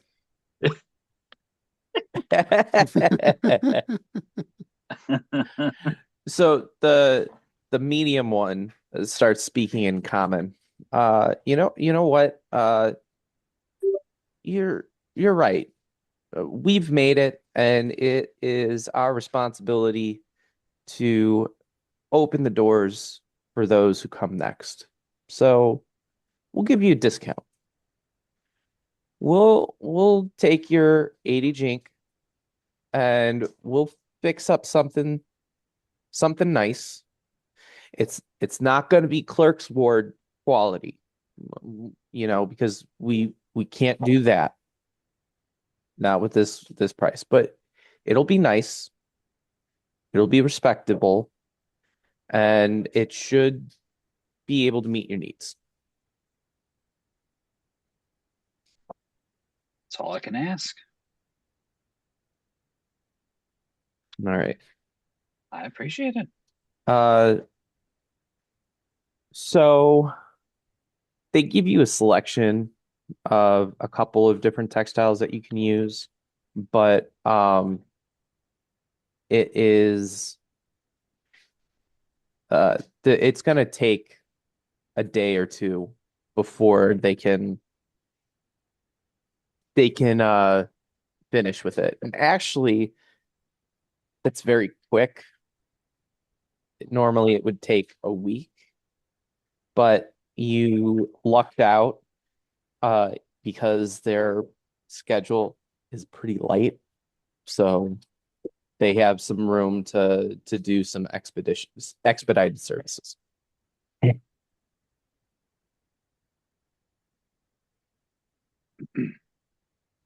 I I feel like, would he care? I probably wouldn't actually.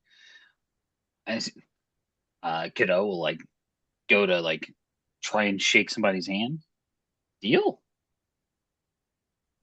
Uh, all three of them in turn would take your hand and shake it. Got it. Is it who dictates the length of the shake? Is tiny one, real real tall one. Oh no, each of them are shaking on their own height. You got to sink down. Well, the But one is real tall. I just imagine them all trying like stick their hand in my hand at the same time, right? And then all doing this oh shake. That's how I imagine, dude. That's no, each one is taking a turn. got it. Um, but it is funny because after you kneel down to shake the little one's hand, he reveals that his winged boots actually do allow him to fly, and he flies up eye level to start like working on something. Wish I had some of those.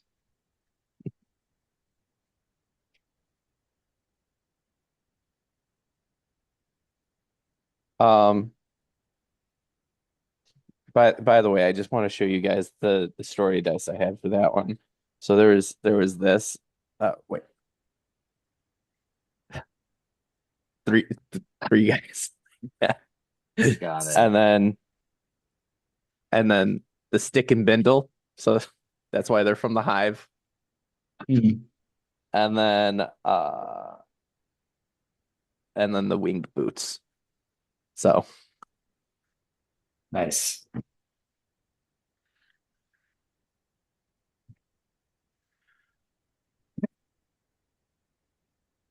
all right. So what do you guys want to do now? So it's going to take some time for this suit to be finished. I mentioned the bakery, or at least that I was thinking of more of like a market idea, so to speak, where we could talk with a number of people. Um, rather than Trying to ask about the guy. Temple. the temple, yes. Some place where there would be a number, like some sort of representation of I mean, the there's rat. neighborhood. You walk down the road and eventually you'll find a bazaar. Well, okay. You guys may not need to actually do that though, because there are actually um like it's a very heavily trafficked area around the church. Lots of people walking around. There's no reason that you couldn't just like stop people and kind of ask them about the church.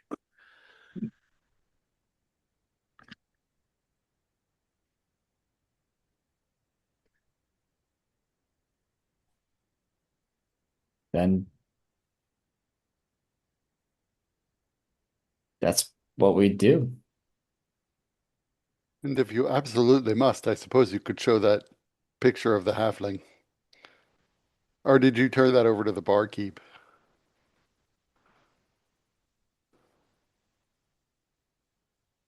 I You're can turn it muted, on. Chaz. Yeah, I would have turned it back in. I mean,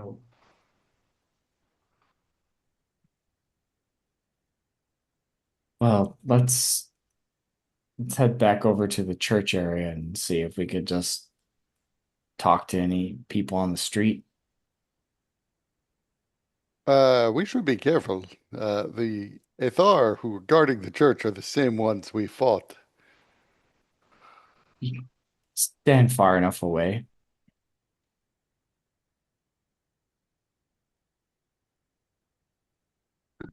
I mean, so We could just be around and maybe in the neighborhood, but like we don't need to be very close.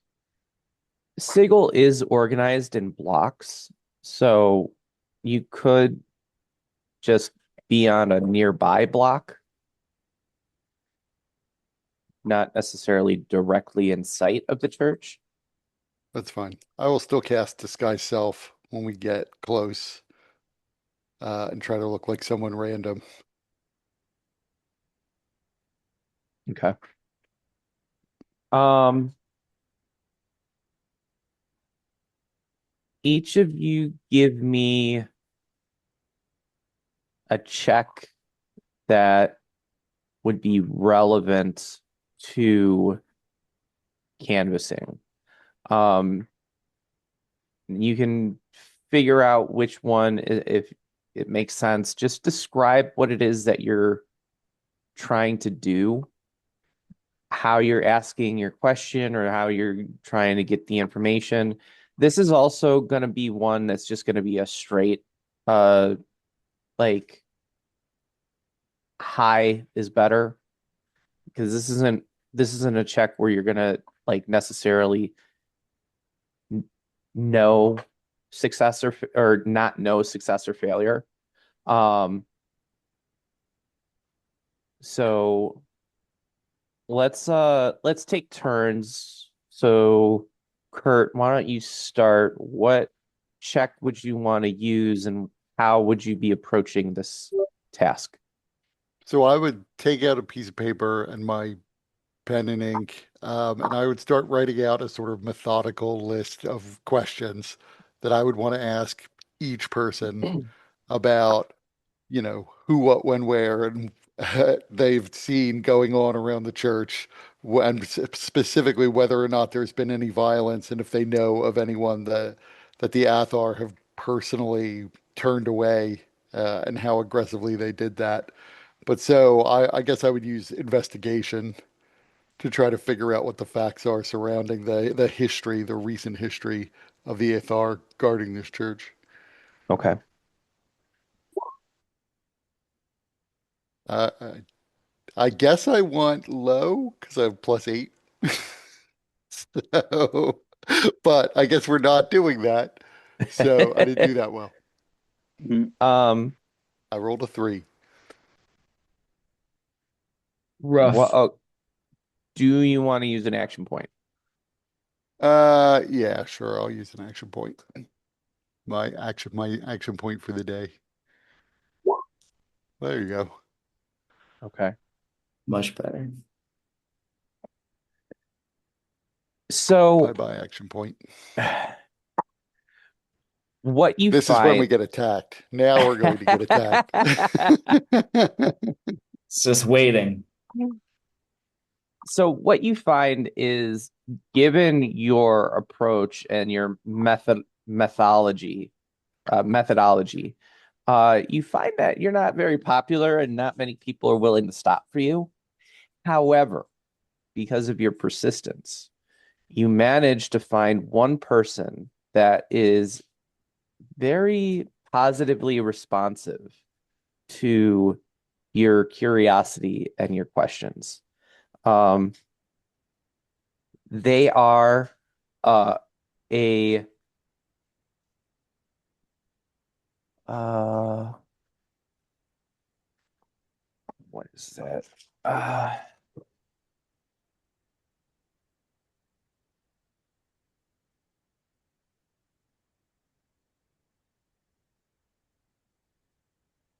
yeah. So it's a Koatoa.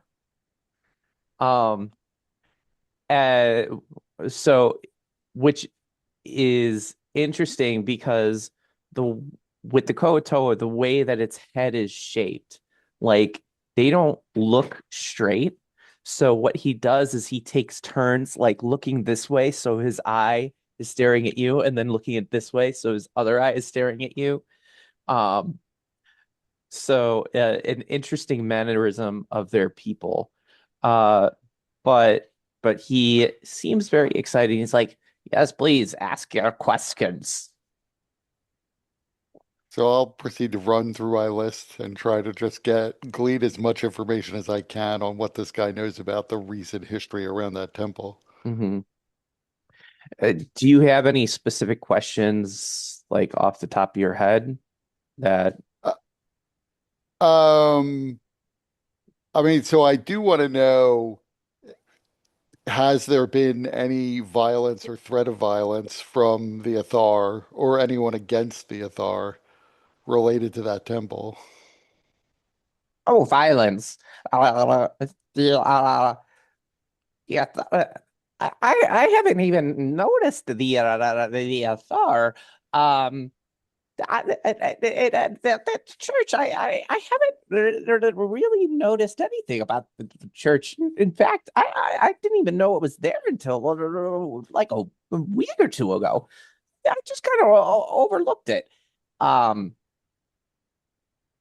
uh, are the Athar there? I didn't even know that they were there.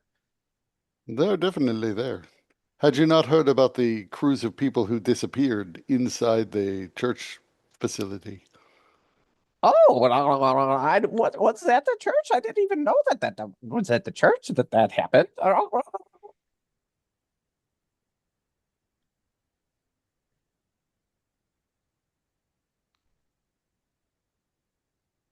So I can't think of anything else that I specifically need to know. Um, What if our client is actually secretly looking at buying that church, that temple? And so we have stumbled into her plot as our plot.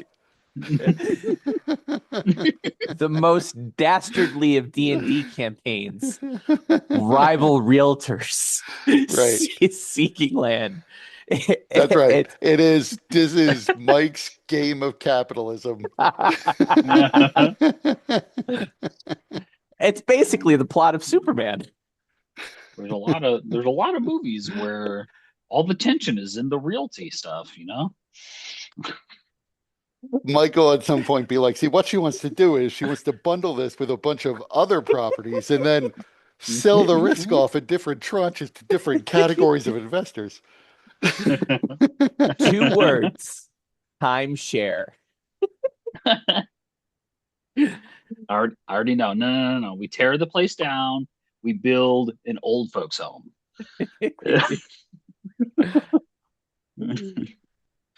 um But in terms of like your other questions with him, it seems like what you gather, the Athar presence is, at least from that person's perspective, is not really well known. Uh, the church was essentially overlooked. Didn't even know that the church was there. Um, but there also hasn't been any violence that he's heard about specifically. Wait, no, scratch that. Wait a minute. I think I heard that wasn't there a guy that just died down the street? Nope. Which person who just died? Uh, I look a little bit slightly annoyed when I say it wasn't the gnome, was it? I, no, not any editing. I don't know if what kind of person he was. I just know that when there was somebody had died.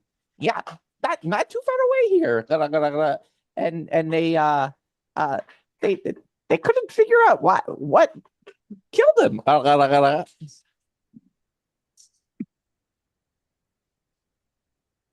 Where was this person who died? Exactly. It was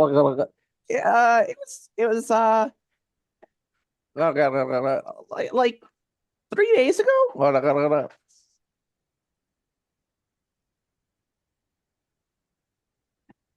Has he just got And something in this his throat, or is this does this somehow relate to the church? To the temple? Oh, I don't know. You were asking about violence and death. So I was just telling you what I know at that. It is something to check out. Can you tell me where this person died? I don't know exactly. It was around the corner. Like on a like in the street near an alleyway. No, there are a lot of alleyways. Now, Yeah, but this is actually only the like two moment when I blocks away. realize, right, this is now the moment when I realize he's probably talking about the guy we killed.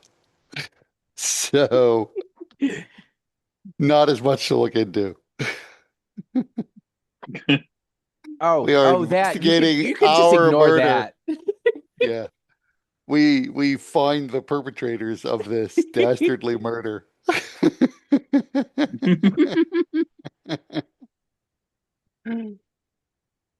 Um, That's true. The guy we killed, it wasn't a gnome, was it? That would no. be uh too bad. That would be an interesting turn if we killed that lady's husband. his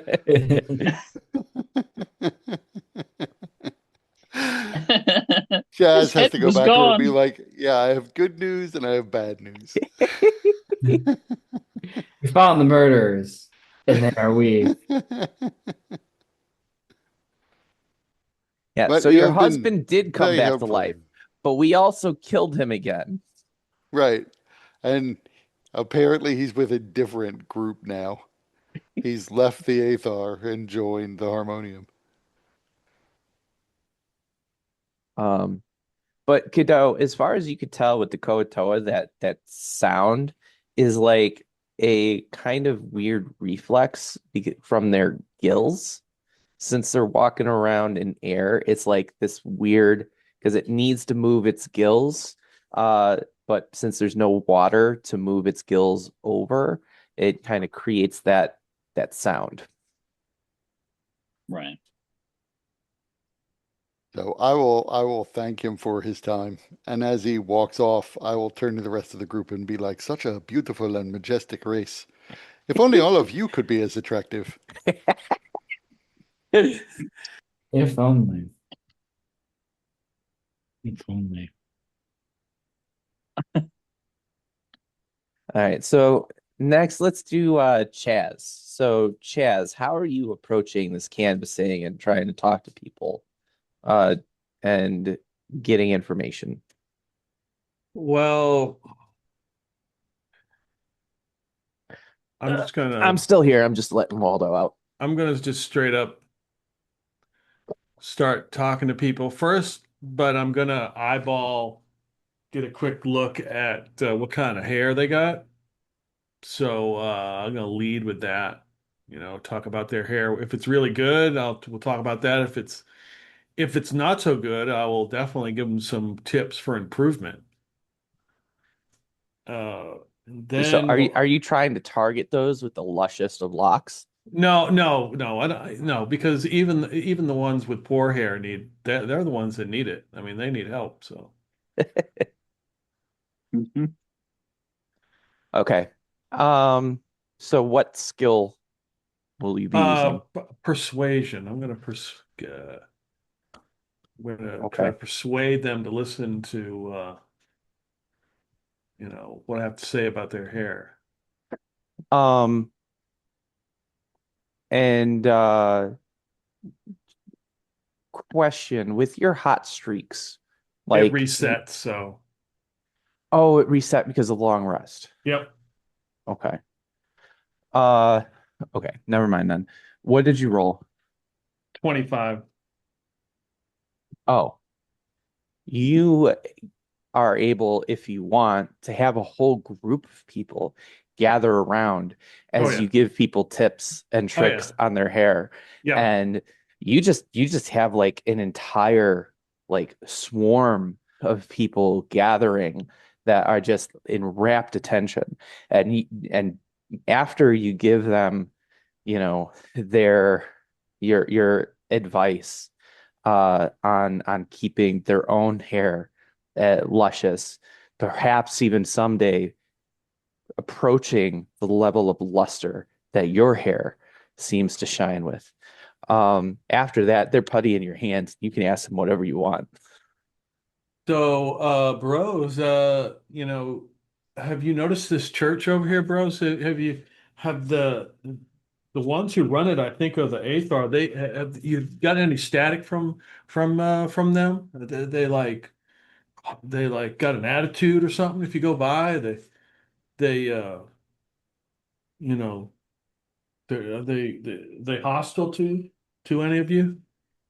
So when you say that, one of them says, "Whoa, wait a minute. The Athar are posted up in a church? That seems strange, man. That's what I thought. What are they even doing in there?" I don't know, bro. That's just kind of weird. Whoa. I didn't know about that. Did you guys know about that? No, no. And none of them seemed to know that the Athar was there. Um, and then somebody goes, wait a minute, which church? Oh, the church that they just like put up a couple weeks ago. No, no, wait. Somebody else chimes in. No, that church has been there. What? No way. I never noticed it before. Yeah, it's actually been there a while, but I guess I never really noticed it either. Yeah, I just even now it's like I can't even really picture it. But I walk by there every day. Oh yeah, yeah, actually I think I walk by there every day too. This is the first time I really thought about it. Hmm. Hmm. So any of you bros um uh heard or had friends that told you that, some poor bro, dies and the dustmen come pick him up, and then the next thing you know, bro, they're up again and they pledged to one of the groups here in Sigil. I mean, it's kind of crazy. I heard of a story. Any of you bros ever heard of that? Wait, are you saying someone in the dead book erased their name? Yeah, bro. Like, and then they joined a new group, bro. And then somebody else chimes in, wait a minute, are you talking about petitioners? But petitioners don't come to Sigil. Um, so Chaz, you would know that a petitioner is like the the spirit that in the afterlife when people are their souls are destined to certain planes. Uh, like for example, Elysium, they'll become petitioners and they'll exist there. Many of the outer planes have petitioners. Um, some of the other planes also have petitioners. I mean, the hells have petitioners, and that's probably the most common uh known example other than like Elysium. Okay. in the higher planes. But yeah, you don't know of any petitioners that exist in Sigil. Okay. Well, that's crazy, bro. Um, but yeah, none of them know of anybody that has died and came back, let alone died and came back and seemed to join a faction. Okay. Okay. All right. All right, bros. That's good. I won't keep you up any longer. Keep you around. Uh, be good to your moss. Your moss will be good to you, bros. And I move on. Uh, Before we proceed, everybody give me a perception check. Righteous. Perception.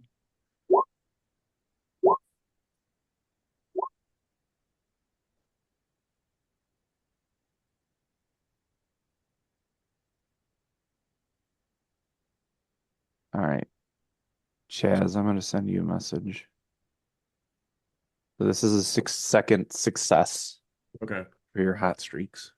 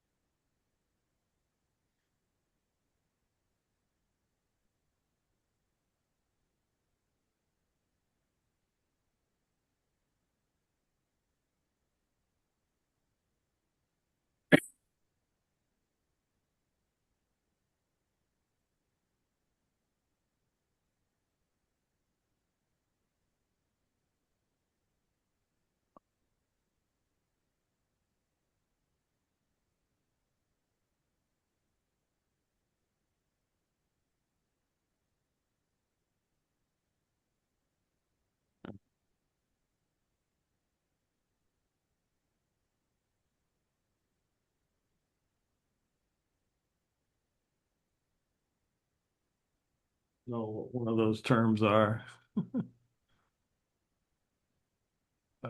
Is it? I'm assuming that's a Planescape slang term that I don't know.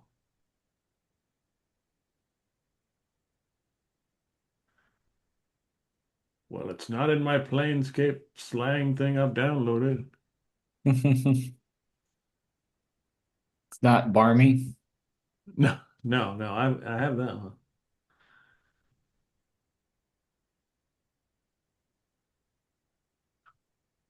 Oh, okay. Thank you.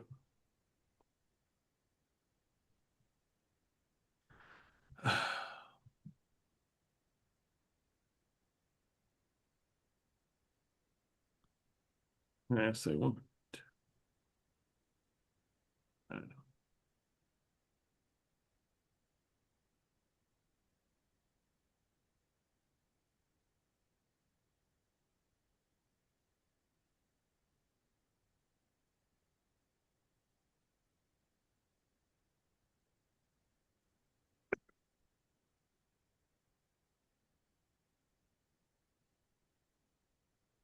Hmm. Hmm.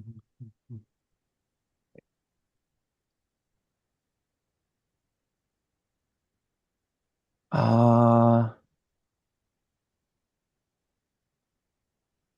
Kiddo, I'm about to send you a message.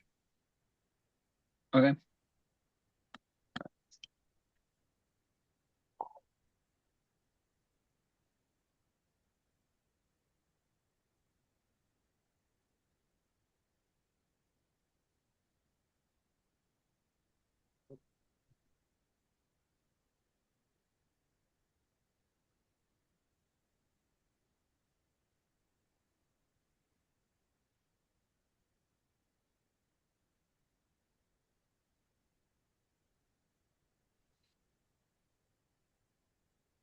All right.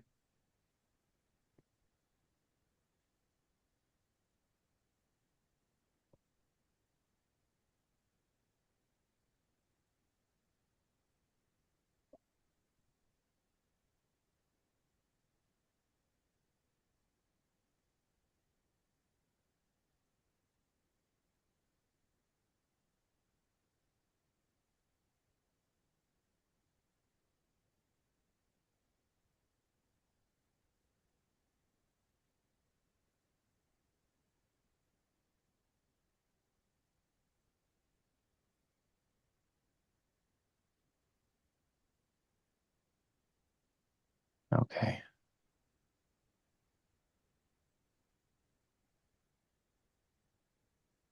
Okay. All right. So I would seek out Cadeau. I'm sure we're kind of like spread out on the street here. I'd seek out Cadeau and I'd point down the street to where there's this gathering. And I was like, bro, aren't those your peoples, bro? Like the Dabbas? Like you know them, bro, or something? Or Um, I'll look down there and be like, hmm, they might have some information. Today could be the day. Might figure it out. So you look down where Chaz is pointing, and you notice that there's a large commotion uh, outside of one of the apartment buildings. There's a lot of people that seem to be gathered outside, and you notice a number of Dabis that seem to be doing something, but from your vantage point and distance, you can't really tell what it is they're doing. I'm gonna go look. All right. Is everybody going with Kiddo, or are you guys attending to your own business? Dobrin would go with Cadeau. I would go if I knew there was something going on. Okay. yeah, I mean, I would let everybody know. I first went to Cadeau, so I would let everybody know. I'm not going to go and get too close. I'm going to stick, keep a distance so I can see what's going on. I'll be a huge distraction to the whole thing, the hair, everything. So I just let him do his thing. I don't want to, you know, I don't want to be in on his game. So Minimum safe distance. yeah. Um, so as you get closer, you see that there are people that are screaming, they're crying, they're calling out. Seems like they're calling out to loved ones. You also notice that there at the in the apartment building, many there are many windows open with people reaching out their hands, yelling, screaming. None of the windows are actually big enough for anybody to fit through. Um, because each window is a slit. They're a little bit larger than normal size windows, but for each apartment, it has its own particular partition within that window. And so none of them are really large enough to fit through. But you notice that the reason that people are reaching out and crying and people in the street seem to be crying is the Dabus seem to be covering the building in stones. Like the entire front of the building, the door has been blocked off with like mason stones, like they're bricking up this building. And they don't seem to care that there are people inside. Who, Um, who are the Dabbas again? they are the worksmen of the city. They do the Lady of Pain's bidding. Hmm. They're the ones with those that speak in little symbols that appear above their head that no one can understand.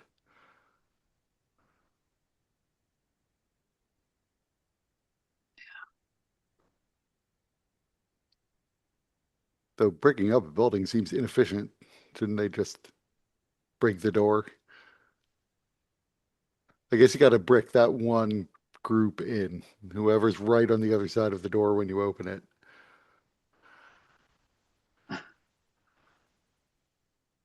Wait a minute.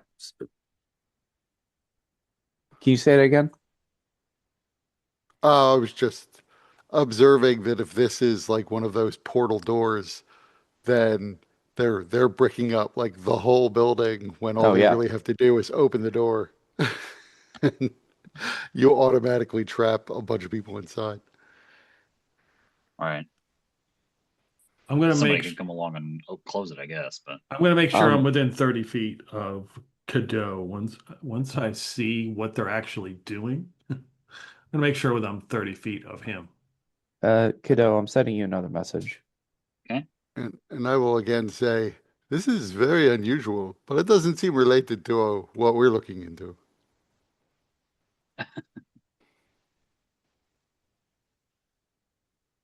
Curiosity. Curiosity is for free time. These are the most interesting beings in this city besides the lady. What makes them so interesting? They work for her. They seem to know her what her will is, They and they mostly do it. seem inscrutable,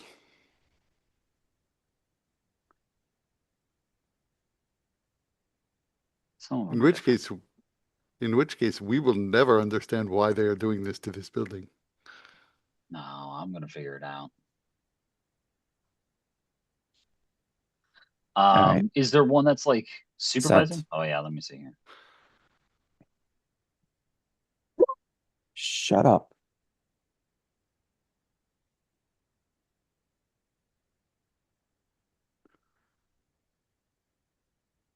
Hmm.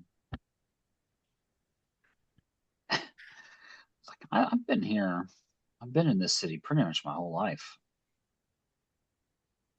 At least the amount of my life that matters. I've never seen them do this. They've dismantled buildings.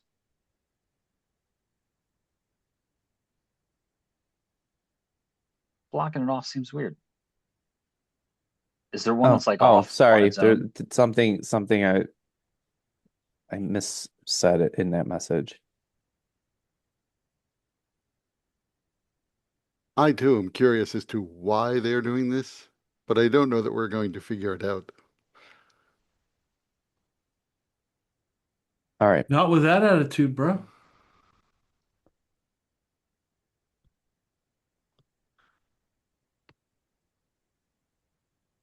Take down buildings, build buildings. Never cover one up. Can we just maybe we should just ask them? Perhaps they're unaware. I, well, they're not going to respond to you. They don't speak in spoken language. They just show their untranslatable symbols. I'm Hmm. telling you, I'm real close to cracking it. Is there one that seems to be like supervising any of the others, or these other ones, or they all No, participating? with the Dabus, they don't tend to need supervisors or coordinators. They all just act Yeah. in unison. Um, yeah. If there happens to be one that is easy to sort of communicate with without like getting in the way, um, I'd like to approach. Uh,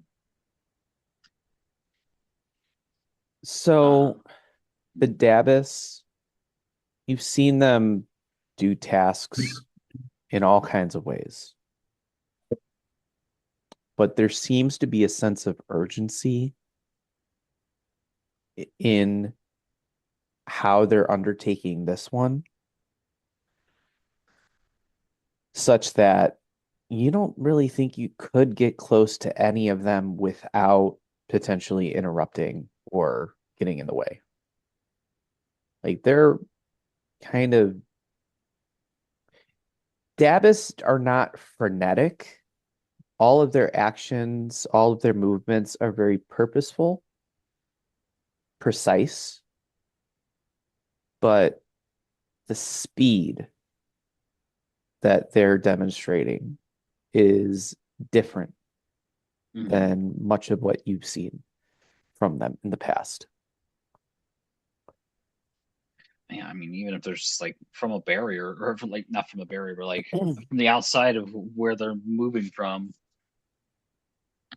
I would just like attempt to sort of speak and display as a symbol as best as I can. Um, you know, just like as a query, like what is happening? I know Why? one of your class abilities that you'll get as your subclass is gonna unlock your ability to speak with the Dabus Yeah. or communicate with them. So I know we've talked about it already because you did have that experience with Fell. Mhm. Do you have any actual capacity to speak with them in a way that would be meaningful? Like, do you have Um, anything in your class abilities, your feats, your well, mechanically? this is the same day as the Taylors, right? Because that Yes, it linguist is. ability says it's only once per day, basically. That's why I picked up the linguist ability, to use it with these guys. Um, Did you spend your action point? Yeah, did you spend your I action did, I point? did, I because Wow. he said I needed to when I rolled the double ones.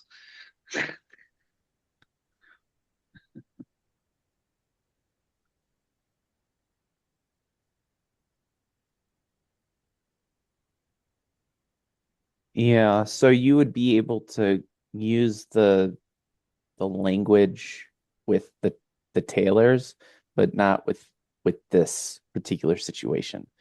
Which is interesting because not only did you get to use this feat, but you found two situations where you would use this feat.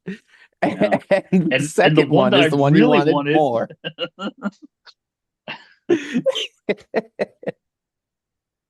This is what assholes do. Uh, Yeah. if I Yeah. wanted to Yep. intentionally infuriate Tony, this would be the plan. Right. Every time he ever uses this feat, suddenly there'll be a Dabus encounter. Yeah. I'll just never use it again.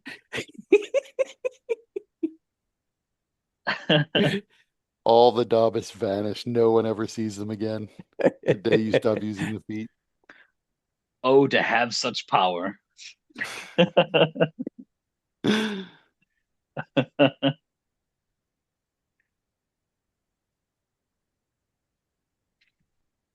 um, Hmm.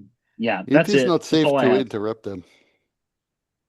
I mean, if you have a specific message that you're trying to do, I'll give you an opportunity to do it, but you know the danger of getting in the way of the Dabbas Yeah, because they're not going to stop, and because of their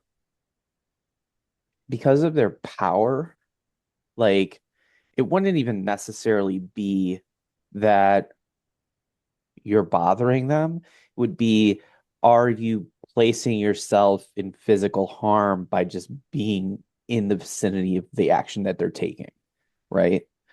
But then if things go poorly enough that it does break their attention and they start to see you as difficult, then you've seen what happens when the Dabas have their activities interfered with. And that's something that you're notice. Even though there's people, I mean, clearly they are watching their loved ones being barricaded in a way that they don't know if there's any way to actually get them or see them again. They're many of them are in hysterics. Even they are not encroaching on the Davos. So not telling you what you should or shouldn't do or what you can or can't do, but letting you know Oh, I know. what the I scene. I would never interfere with them. Um, I would only ever try and maintain the level of distance is a as would be deemed completely non-interfering. And probably, since I already used this ability, uh, unable to sort of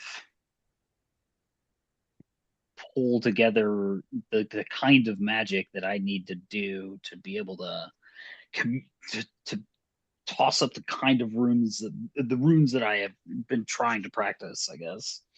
Um, I just stand there a tad frustrated that I can't pull them out and actually communicate in any meaningful way with them.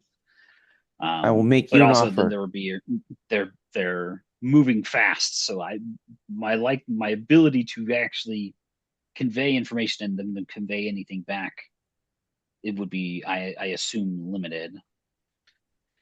I will make Uh, you an offer. okay. If you would like to use an additional action point this session, you can purchase it by giving up A limb. your action points for the next 5 sessions.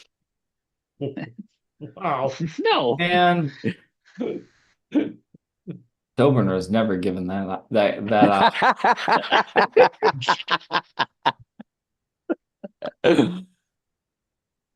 uh, no. I mean, I am always willing to make a bargain like that, but the price has to be appropriate. And especially with how the game is going right now, like this is the first session I can remember action points being used to any significant degree.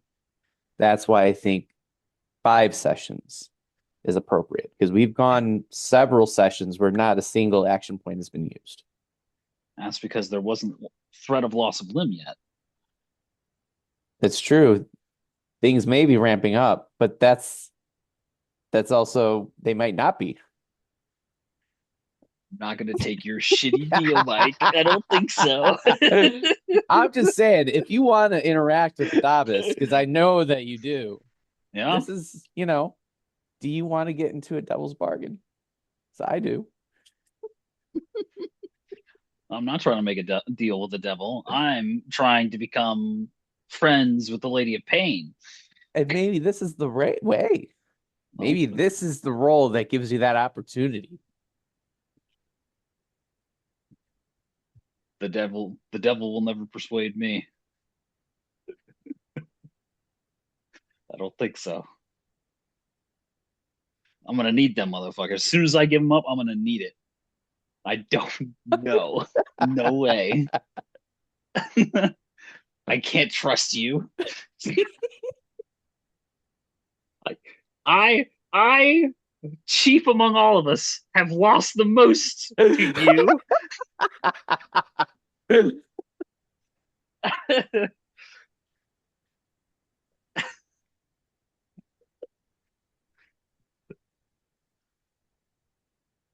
Not my fault that you put yourself in the wrong situation at the wrong time. No. Is it called that, or is it called being a goddamn hero? Okay. How tall is the building? 3 stories. How far have they gotten?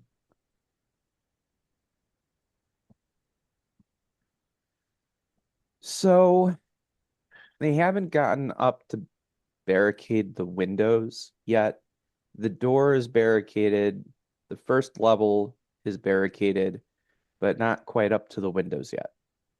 But as I said, the windows are only about maybe 6 inches wide. So very small children, like babies and maybe an infant, could fit through that, but not many others.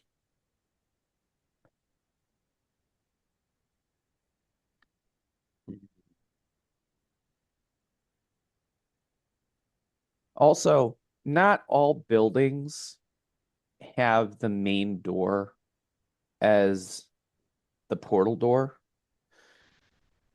Some buildings are like a normal apartment, but each unit is a portal door.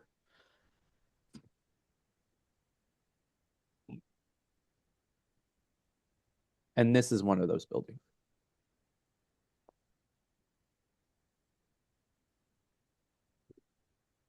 So they're just sealing up the outside of it. Right now, that's what they've done. And you were muted, Kurt.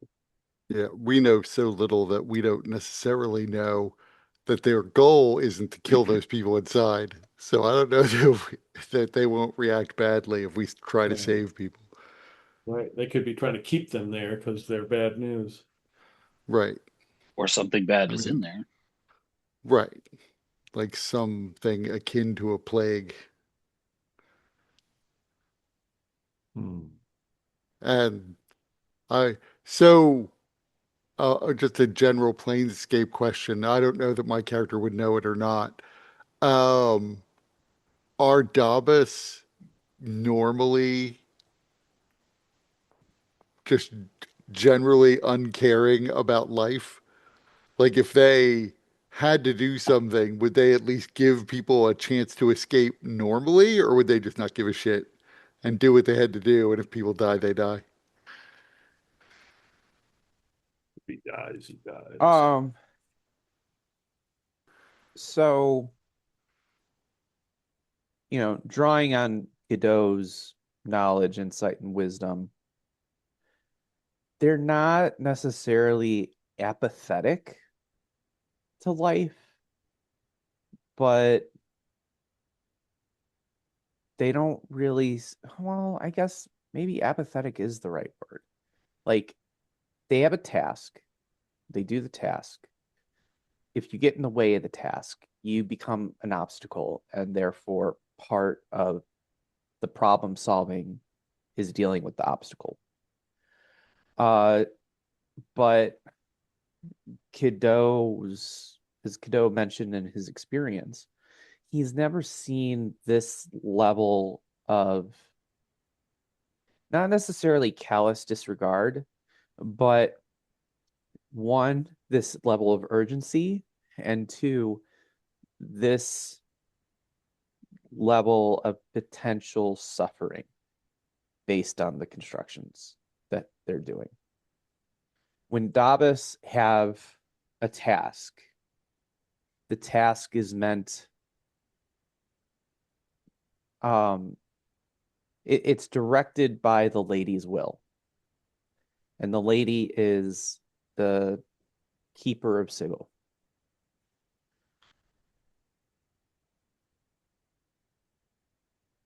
So, does that answer the Yeah. question? I would note that they are not trying to simply destroy the building. They are trying to contain something, and that could be the people inside. Yeah. If we tried to rescue the people inside, that could trigger them. Or the people inside could inadvertently bring with them or allow to escape whatever it is they're trying to contain. And that almost certainly would trigger their wrath.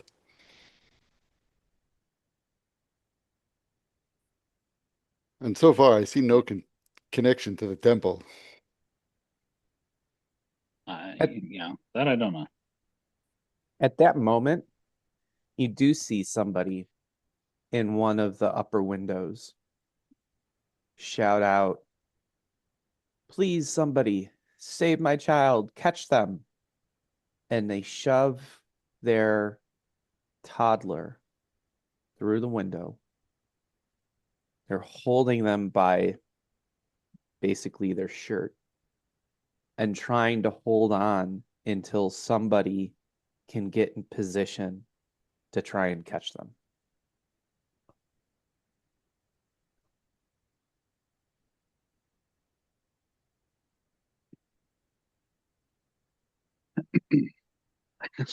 I'm not getting that close. I can't. You'll get trampled by them for sure. Uh, so I don't know what. So I'm going to turn so that I'm not like within, so that I'm at least not facing like within 30 feet of anyone.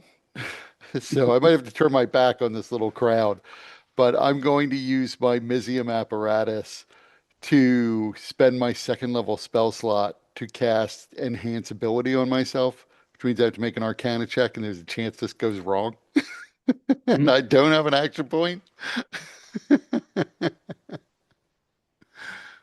So let's see.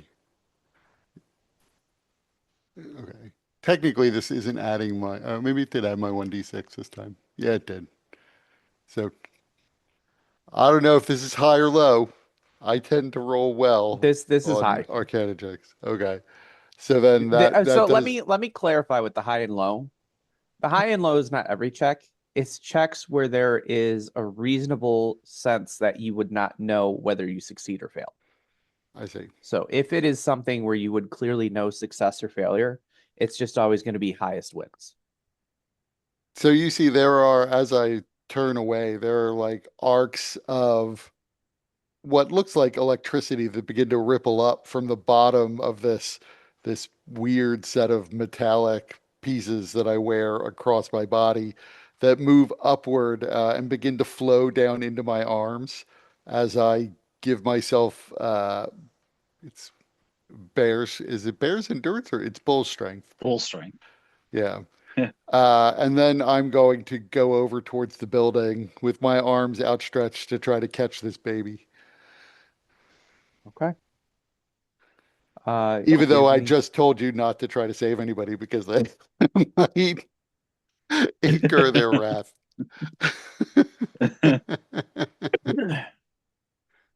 give me an athletics Oops, check that was an accident. and an acrobatics check to see how well you avoid the Davis while you're doing this. Okay. So I have advantage on my athletics check because of the bull strength, Okay. and then my acrobatics check. Describe how you managed to bob and weave through the Davis and catch this baby. So probably on my approach there, I would use the crowd a little bit to like, not be in direct line of sight of Adabas. But then when I get there finally, I would like sort of do a little bit of a spin, trying to stay, out of their way as much as I can. And definitely not like stepping in front of them or crossing in front of their path if I can help it. Uh, it is essentially a lot of bobbing and weaving to get first through the crowd and then past the Dabases so that I can run up with my eyes mostly glued on the kid, not sure exactly when the kid's going to be dropped because the parent is struggling.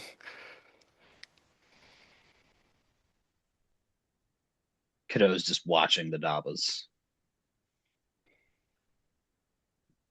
So, kiddo, from your perspective, uh, Uthermeth is managing to bob and weave excellently. The Dabbas don't seem to be paying him mind necessarily. They're not like focused on him or concerned about him, but they're also not moving in a way that seems like they're being careful of him either. And Uthermeth, the child falls through the air. There is a scream from the crowd. Uh, and then you amazingly managed to catch the child and do so safely.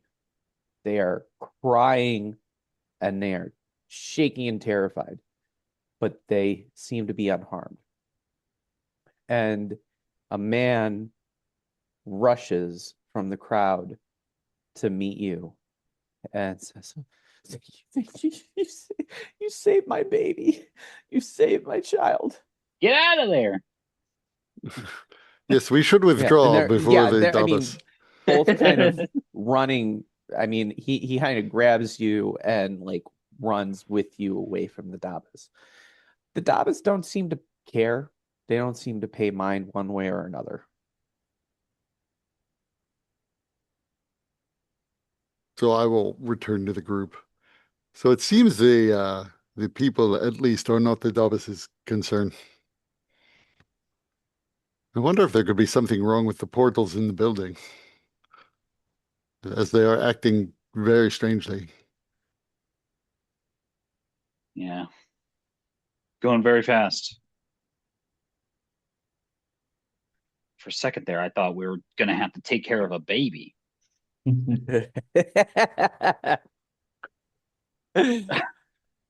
Four men and a baby.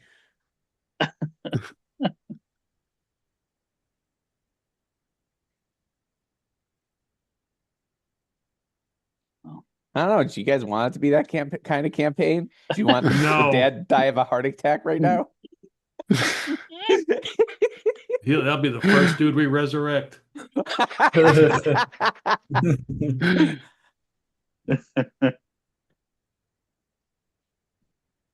I mean, we could always turn the baby over to the Bleakers. I'm sure, sure they would take the baby.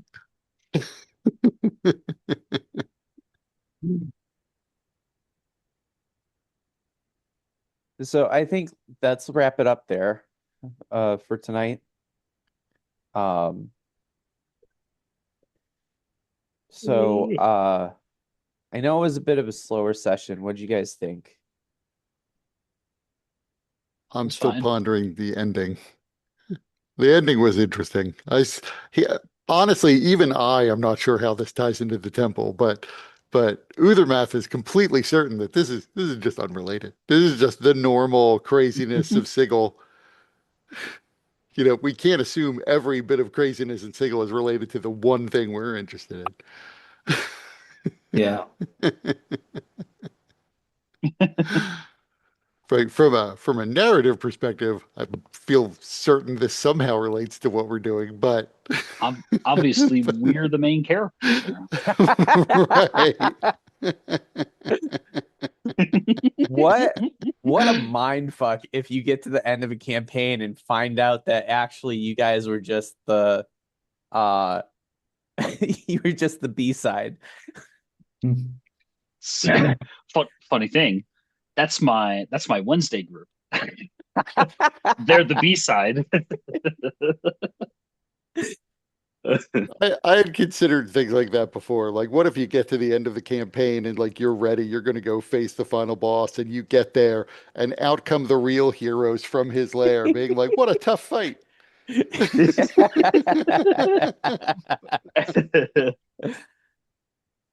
Yeah. It was cool to get it was cool to kind of live in Sigil a little bit more. Even if it was a slower session, like having just going around the neighborhood and the go around the neighborhood and going to the tailor and just kind of experiencing more of like the slice of life stuff was nice. I enjoyed getting to explore my low charisma.